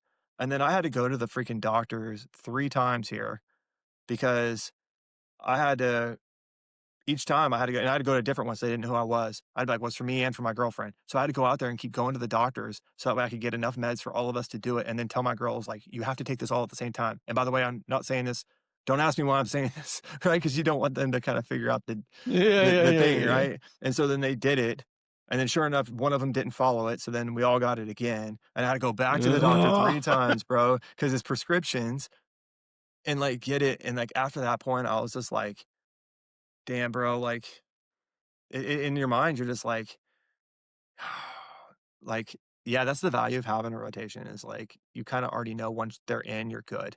And each one that you bring in that's new is a little bit of a risk. Because like, let's be honest, we're not all going to go get tested. Like that's just not. You don't tell a girl like go get that. It's like you stick it in and you hope. And I hate the way that that actually is, but that's actually how it is, It's bro. Like me. that's what we all do, Yeah. bro. And it's like so it's like each girl that you bring into the rotation almost has to be in some ways good enough that you're willing to risk the rest of your rotation for it. And it's like, if you have a great girl that you don't wanna lose your rotation for, or worse, you don't want like, my biggest issue I started having was that I'd get caught. I was getting videotaped, all the time, like, pictures of me, and this was getting spread around in, like, an Instagram era in a relatively small-ish town, right? Or even Yeah. in, like, a scene where I'm at, like, it's still like a high school culture. Like, they all know each other, so, like, when you get seen bro, and you stand out, like you're gonna get caught. And then that gets you in a situation where like if you have a girl that you really don't want to lose, then you really kind of need to almost like hang it up, or you have to be really, really, really sneaky about it. And to me, it's just kind of not worth it. Like my Yes. current girl is amazing. I would never cheat on her, right? Like she's just I'm completely committed to her, and it's great. And and that's part of the decision making that went into it, right? But in a way, it's almost like, you wanna run through and then you realize, well, shit, it's like maybe it make more sense to kind of, narrow it down to one.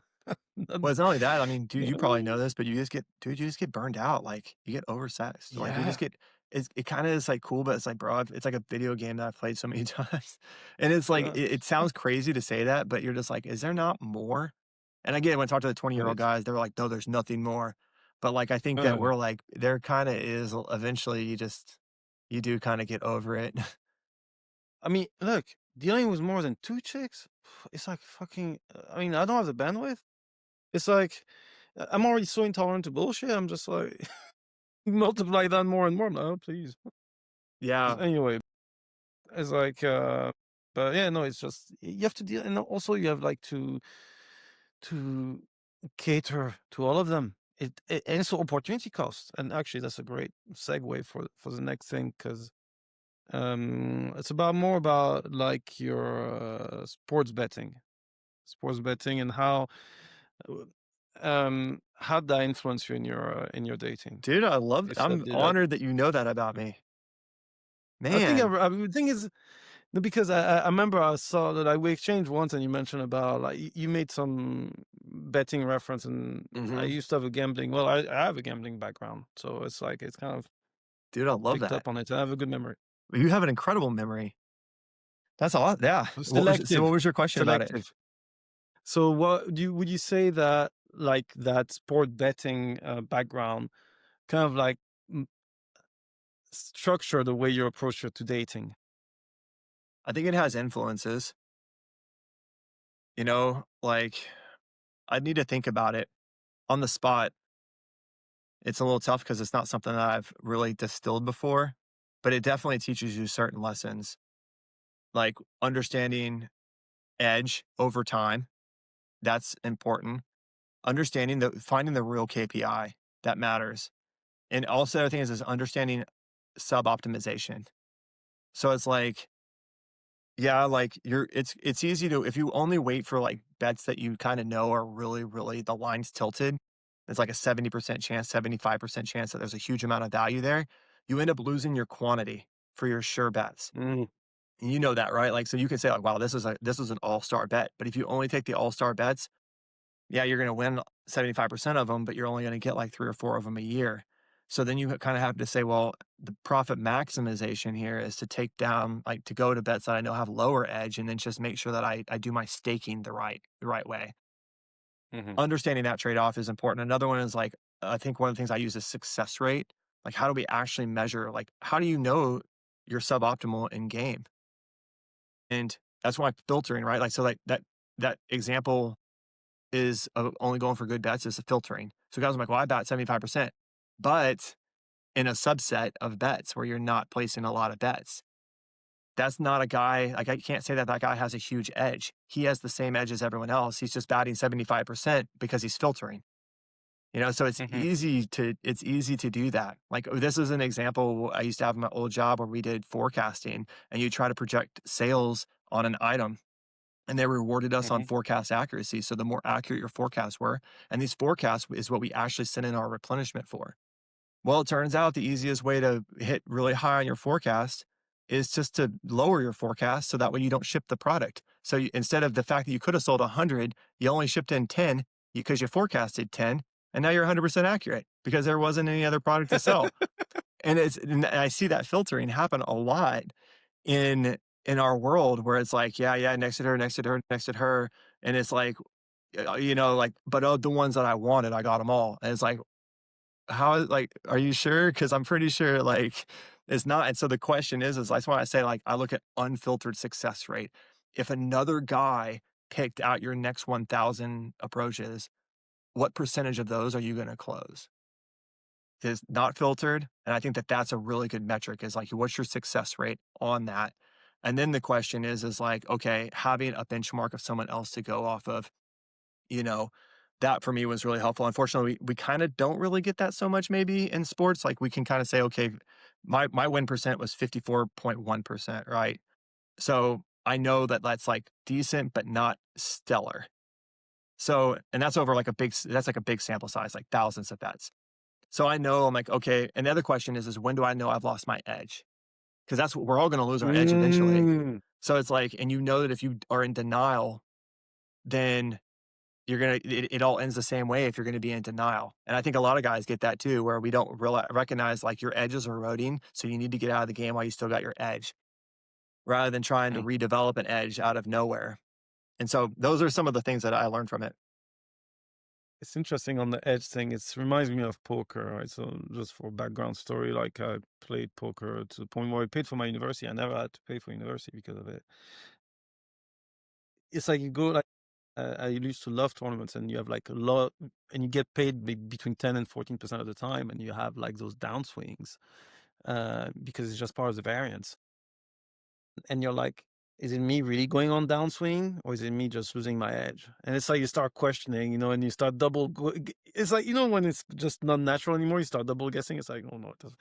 And then it's a never ending spiral. And then also, and same thing, whether it is in sports betting, in game, within a relationship. I don't know if you ever heard about the concept of reflexivity. Not, I don't think so.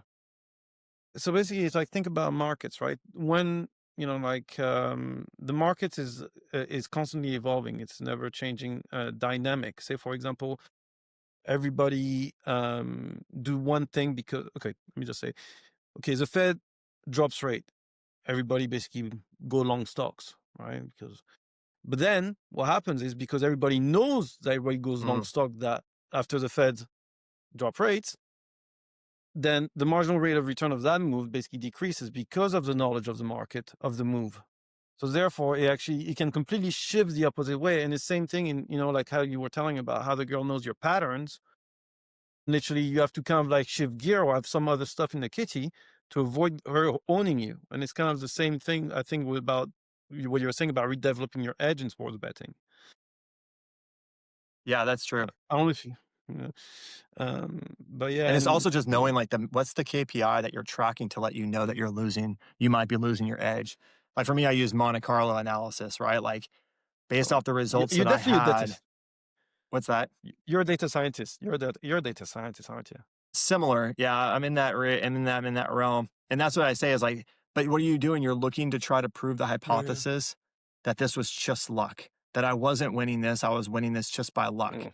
I think that's an important part of our game is to look and say like, what are the odds that I'm actually just having these results just by pure kind of luck, right? And then it helps us to understand. And then when we talk about calibration, I think the thing I look at is we're looking for deviations. Like if a girl didn't like you and wasn't into you and she rejected you, well, that's not really helpful. And if a girl is a yes girl and she's into you and that happened, that's not great information either. What's really good information is where they switch. So it's amazing information if you were doing something wrong and Yeah. then all of a sudden you're doing something right. Unfortunately, guys aren't usually blessed with that situation. They're usually blessed with the other, which is that she was into him and then she suddenly wasn't. And this one's the hardest ones Yeah. for guys because they want to cope.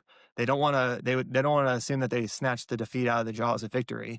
They want to say, "Oh, whatever, she's weird." But if he's honest with himself, that's got to be really scary. Of like, what did I do wrong? Like, what did? And that's really good information because you probably did something wrong in the previous like 5 minutes. And once you understand what that is, boom, you've got a really good lesson that you don't need a lot of statistical evidence to be able to kind of zone in on what that actually is. Hmm. No. And you learn the best. You learn the best when you deal with what you call the maybe girls, Yeah. because you're working on fine margins. On fine margin, it's like anything that goes too outside of that margin, and boom, you're out. Well, actually, um, just don't want to take too much of your time, but let's finish this podcast on something funny, right? Okay. Something funny.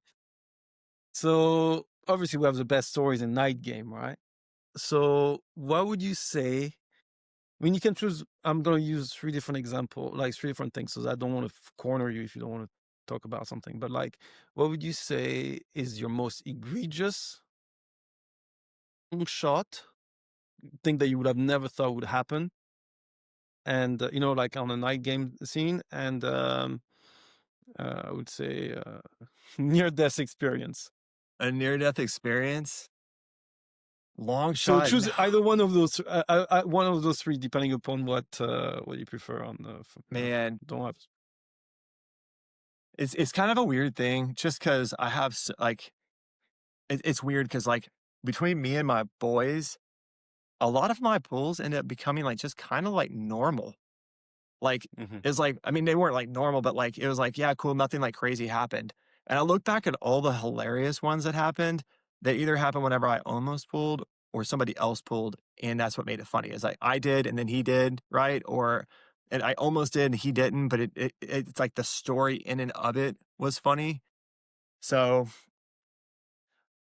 man, I wish I should have prepared on something like this to think about, like, what would be Whatever comes in your mind that you just wanna share then, like that you I just think that you probably feel the is one gonna that, be like fun. probably the one that I think is just the most entertaining, just fascinating. The one that's it's definitely the one that sticks out of my mind is, like, with me and my bestie when we both pulled, like, 10s on the same night, which was it was crazy cool because I had just come back from Iraq, and when you come back from Iraq, you're just on fire. And I had just, like, actually pulled a girl the night before, and I think he had gone on a date with a girl or something that night or whatever, but he didn't hook up. And so then he's like, "Hey, that girl I went out with last night wants to hang out again." And I was like, "Well, I don't wanna hang out with the girl I had from last night, so let me try and call up this other girl," right? I this was all through night, by the way. This was back in, like, oh, I think it's like 2009. Actually, it was a long time ago, but it didn't matter. So anyways, I met this we'd gone out, we always hit country bars, like country dancing places. So I'd met this girl, got her number, whatever, and I'd been in comms with her. She was really hot, but I mean, who knows? I'd probably met so many girls that night. Because I mean, when you get back from Iraq, you get 2 weeks off. So I was going out every single night because you can't even drink when you're over there, and you're just so happy to be back and be Oh. alive and be able to talk to girls. Like you're just, bro. You want to talk about a time like you're really gunning? I was not indirect. I was pushing, bro. It was awesome. I mean, you just pushing, bro, pushing. I remember the very first girl I pulled. Like I literally, it went down like this. It was like she was like, I got her number. And then I was like, where'd that girl go? And then I texted her. I was like, where'd you go? She's like, oh, I'm walking my car. I was like, hold up. I literally like run out to her car. And then I just walk and jump into her passenger seat and just put my seatbelt on. And she was like, okay, I guess we're going, going home. That was my very first one. And that's just like that level of like, I'm not letting this one go. But anyways, yeah, so we were been going crazy, and we get in touch with I get this girl, she says she wants to hang out. He says he has a girl who wants to hang out. It's hilarious because they both kinda show up at the almost the exact same time. So his girl comes up and I'm like, "Holy crap," like, I did not know that you had a girl like this. This girl looked exactly like Megan Fox. I didn't know who Megan Fox was at the time. I did not know who she was. But everybody else knew, and, like, all night, everyone's like, "She looks exactly like Megan Fox, bro. That's you're dating a girl who looks like Megan Fox." And I was like, "I don't know who that is, but I can just tell that she's really attractive, right?" So, they're hanging out, and he hadn't met my girl, but I knew my girl was just happened to be hot. So I was like, "This is gonna be interesting." So, comes up, and my girl shows up, and the moment there's, like, this hilarious moment me and my friend always describe where they saw each other for the first time, and they gave each other this look like, "What the fuck are you doing here, bitch?" Like they both were, like, so Like, used to being, like, the top, like, like, no one yeah, the else. it girl.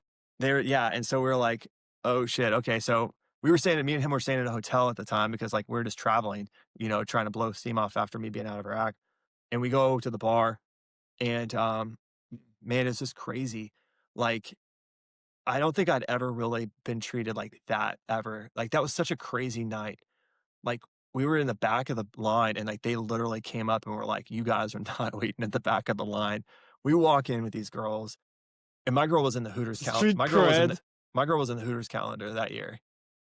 And, like, literally, like, and she worked at Hooters, and her girl worked f like, was actually and she's a Hollywood actress, like a B or C list, but she's, like, actually was in stuff. There was, like on her, like, whatever page, Facebook or whatever, like, you could see, like, actual pictures of her, like, on magazine covers and stuff for, like, motorcycles and shit. So, we, like, walk in and just, like, immediately I've never realized, like, what status actually is. Like, everyone looks like immediately a bartender lady, everyone's looking at us, like, they waited on us, like, hand and foot all fucking night. Owners are coming over, like, that's you start to realize, like, holy shit, like, you're getting cock blocked from all kinds of different people. Like, and, like, you're afraid to go to the bathroom. So I remember I had to go to the bathroom. I go to the bathroom, there's, like, 2 dudes who are already up on my girl. And this is like that doubt test. It's like, do you have this or not? Like, if you assume, like, "Oh, I'm gonna wait over here, and then she's gonna dump those guys and then come back to me," it's a test. You're gonna lose her. right? Like, you have to be able to go in and be cool with those guys and act almost like that boyfriend kinda energy, like, where you're just like, "Yeah, what's up? Hey, what's going on, guys? Blah, blah, blah, blah," right? Like, being that normal, not defensive, because that's the way guys who are boyfriends are. It's scary, you Yeah, know, if he's gonna be pushy, yeah. then it tells you it's fresh. But instead so anyways, I remember I had to handle that, but I had to handle that throughout the whole night. So, anyways, we eventually bounce, and, we're like that song "Party in the USA" had just come out, and the one girl, like, knew it, and so I remember we're just, like, driving drunk, unfortunately, and the girls are just, like they had the windows down, the one girl is just, like, loving that song, playing it up all loud, singing it super loud. She was like, she was, like, hanging out the windows. We're, like, driving down this was in Fort Worth, like, driving down, Mhm. like, these speedways, these highways. So as we get back and, get up into the hotel, and, like, we start, like everything starts getting hot and heavy. The problem is that, like so I by the way, I'd like, my bestie's there, right? Like, he's with his girl, I'm with my girl on the other bed, and it's just like I'm like, "Okay," so he's already had a date where, like, they had already escalated, and but he just didn't get it. So because of that, it's already on, so he's moving real quick with his girl, like, super, super quick, and, like, I'm like, "Ugh," I don't know if I'm there with my girl yet because, like, I'm like, you know, like, we haven't even kissed yet. So I'm, like, hoping that he's gonna go a little slow to buy me a little bit of time. No, bro. Like, I look He over didn't and give a he's fuck. no, I did. I look over and he's already pounding her, bro. Like, I was like, "Oh, shit." Like, I gotta go quicker. Like, I gotta move. But fortunately, like, my girl saw that and got, like, super turned on. And so, it's just a hilarious moment in our history where we look back. And I mean, it's not, like, that crazy of a story, but for us, like, we had a huge afterglow after that. It's just like, you remember the way they looked at each other? The way they looked at each other? That was a really cool moment, and what happened is afterwards, like, I remember, like, we came back and we were telling stories about that, and we were in our hometown, and, it was funny because like, that girl, she was still out in Dallas, and she really wanted to see my bestie again. So, she's like, "I'm gonna drive all the way out." She's just like, "Fuck it, I'm gonna drive all the way out and come see you," and it's like 3 hours. So she drives all the way out to the middle of fucking nowhere to see us, and, like, I'm, like, laughing because everyone's like, "Oh, y'all talking shit about like this," and I was like, "You have no idea what this chick looks like, bro. Like, wait till you fucking see this shit." So she walks in, and everybody in our whole friend group got all weird. Like, I remember, like, in it act my our boy, we had a guy who was in our crew. I'd say every wing has a breaking point. It's the breaking point of, like, when he just can't handle being around a girl that hot, and he starts, like, qualifying himself and throwing you under the bus and just Oh, doing shit, no. right? It didn't matter because my boy already had it on lock, but he cracked. He couldn't do it. He could not see that girl and not do that. And it was just so funny Yeah. because like, the little it just like some he already was a legend, but, like, it was just so funny. And I was like, "Man, I wish my girl had been here." But anyways, I'd be validating myself, needing other people to see that, but it was kinda crazy I mean, because sometimes, yeah. I mean, look, I say like, let's not just completely shit on validation. I think validation is a bit like dessert. It's nice to have it a little bit here and there, right? You just not make don't make it your mains, you know. It's like, a little ego boost is always nice. Yeah. Don't depend on it, you know. It's as Yeah, long so as you're aware of it. that's our funny one. I'm sure at some point in time he'll tell that story from his perspective. I found out we can record phone calls, so maybe I'll start like trying to post, me and him to do a little bit of an interview or something. But we have a million Yeah. different stories for a variety of different reasons. But that one's always special to us, just because I don't know, it's like, especially coming after Iraq and me needing to get my confidence and flow back and us to reaffirm our friendship, after me being gone for almost a Yeah. year. It was like that, and then of course them being them, and then no one else really knows about them. Only us were there. So yeah, it's to me that was a special moment in our bonding. But you see, it's like that's the thing about stories, right? It's not necessarily what technically happens inside the story, but it's about the sequencing of events. It's Hmm. like coming back from Iraq, like for example, the status game because of how like those guys were literally hitting on those two girls. Then afterwards, it's about your bestie literally going downtown. I mean, like with the girl while you're just there, and you're like, shit, just come the fuck down, give me some leeway, Like, bro, could just give just me give an me extra some. 15 minutes. Like, take it slow. Like, Like for it's real, not like bro. and then like it's about see like that reminds me of the time when I that story reminded me of a time I was living with my flatmate, French guy. It's kind of like for me, he's kind of like the reserve guy, and I'm kind of like the guy that's just fucking like hothead and shit. And it was like I remember it was like a football game that was on, and it was like 2 or 3 in the morning. Basically, I pulled those 3 girls with one of my friend, and we were supposed to go to his place, but this fucker didn't tell us that he had like his family living there. And I'm like, we've got 3 fucking girls, and you've got your fucking cousins living in the fucking place. Like, what the Right. fuck? Like, you should have told me. I would have bring that back to mine, right? And on top of that, there's also my flatmate, so therefore 3 on 3, happy days, right? Anyway, and then basically he drops me with those 3 girls. I'm like, okay, well, fine. I'm like, I call my flatmate. I'm just like, I hope you're fucking awake. Thank God he was, because it was a night out. And I was like, all right, just basically make sure the flight is ready. I've got 3 girls on DoorDash. All right, go in there, and he's like, he doesn't expect shit, right? Like he's just like, and literally, I mean, one of the girl left. Basically, handed him the one of the girls. Thankfully, it was the one that I didn't really like. Happy days, you know. I took care of the other one.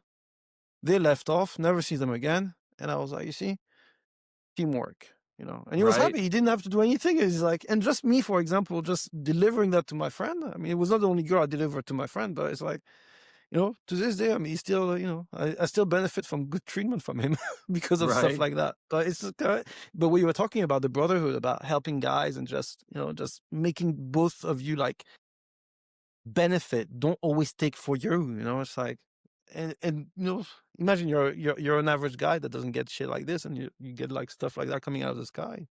He's gonna be grateful to you. Well, yeah, he's gonna that's an easy way to win friends.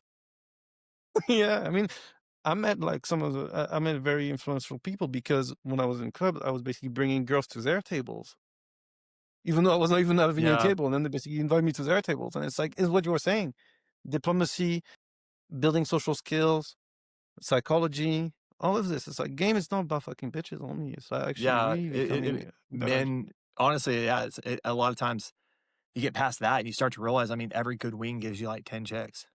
And then not only that, it's like the stories you remember are the ones where like there was a teamwork aspect. You do this, I'll do that, like kind of trying to run a play. Yeah, Yeah, it brings you it's close, like, and then it gives you the stories. It's one of the things that's sad is if you roll by yourself all the time, you have like these cool stories, but you don't have anyone to tell them. There's like yeah, no one like hottest girl I ever pulled was in I was solo, which is awesome, but I literally have no one there, and I'm like, "Oh, that was such a good story," like, but, there's no one to validate it with me, like, to corroborate it, right?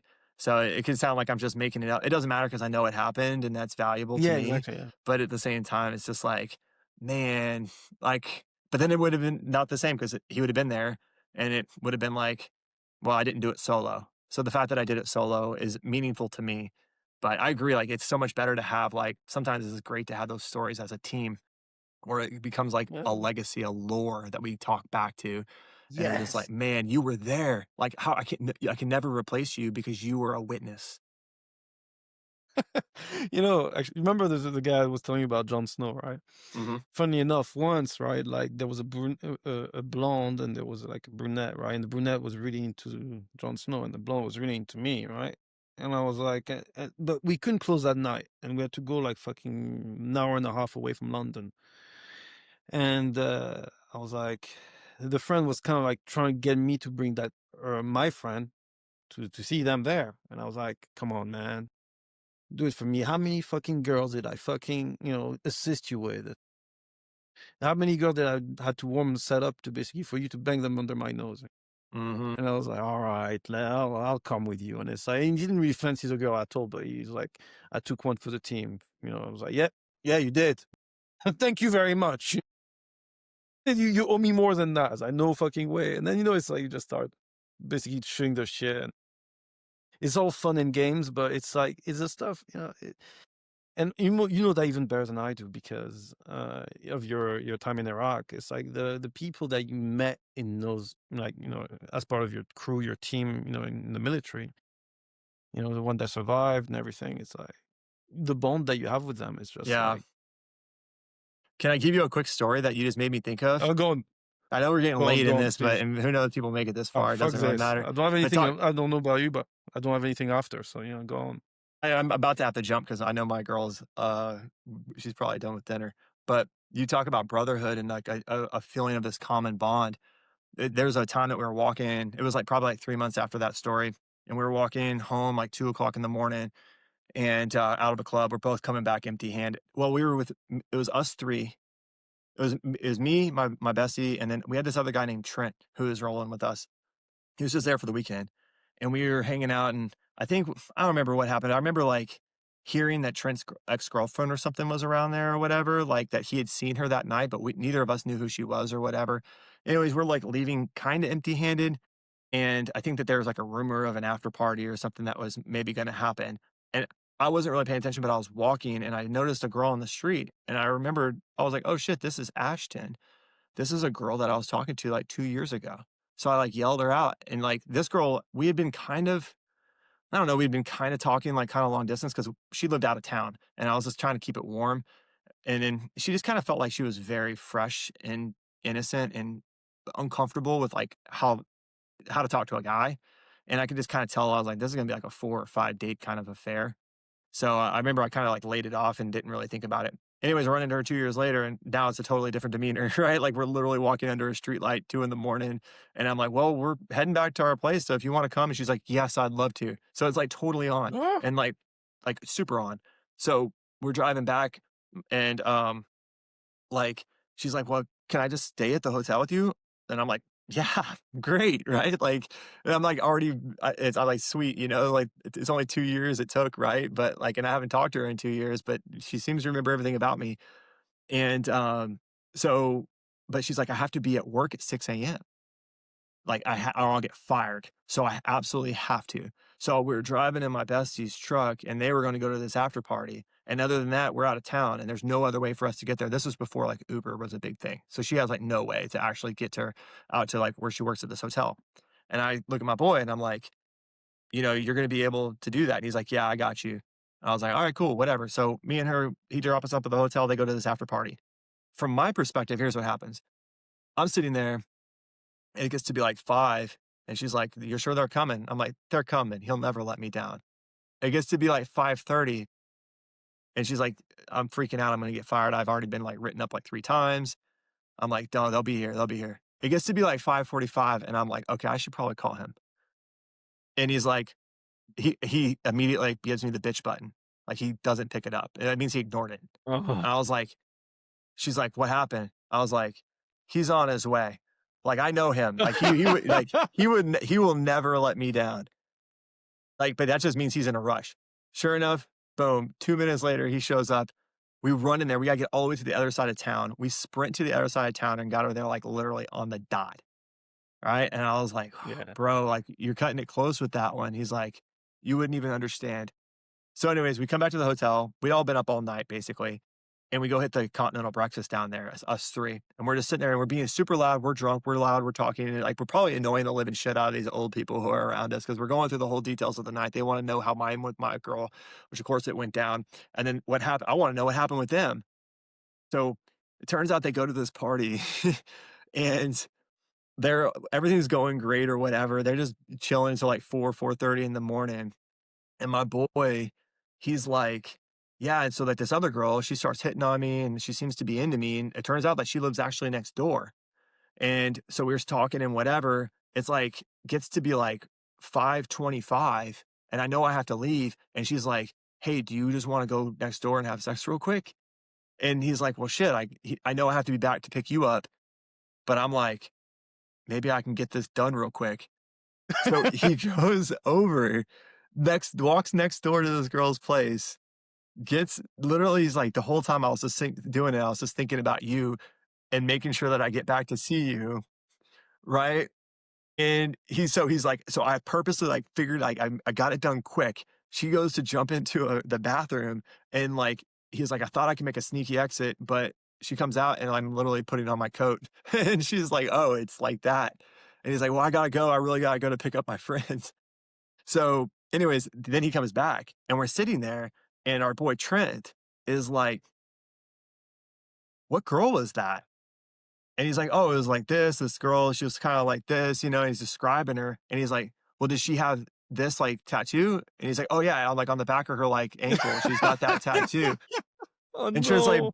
bro, that's my fucking ex-girlfriend. And he was like, what? For real? He's like, I told you my ex-girlfriend was there in that crew. And he's like, oh shit, I did not know that that was your ex-girlfriend. Immediately, all the old people in this like hotel lobby start just busting out laughing because they like I've Uh, been listening to the story the entire time.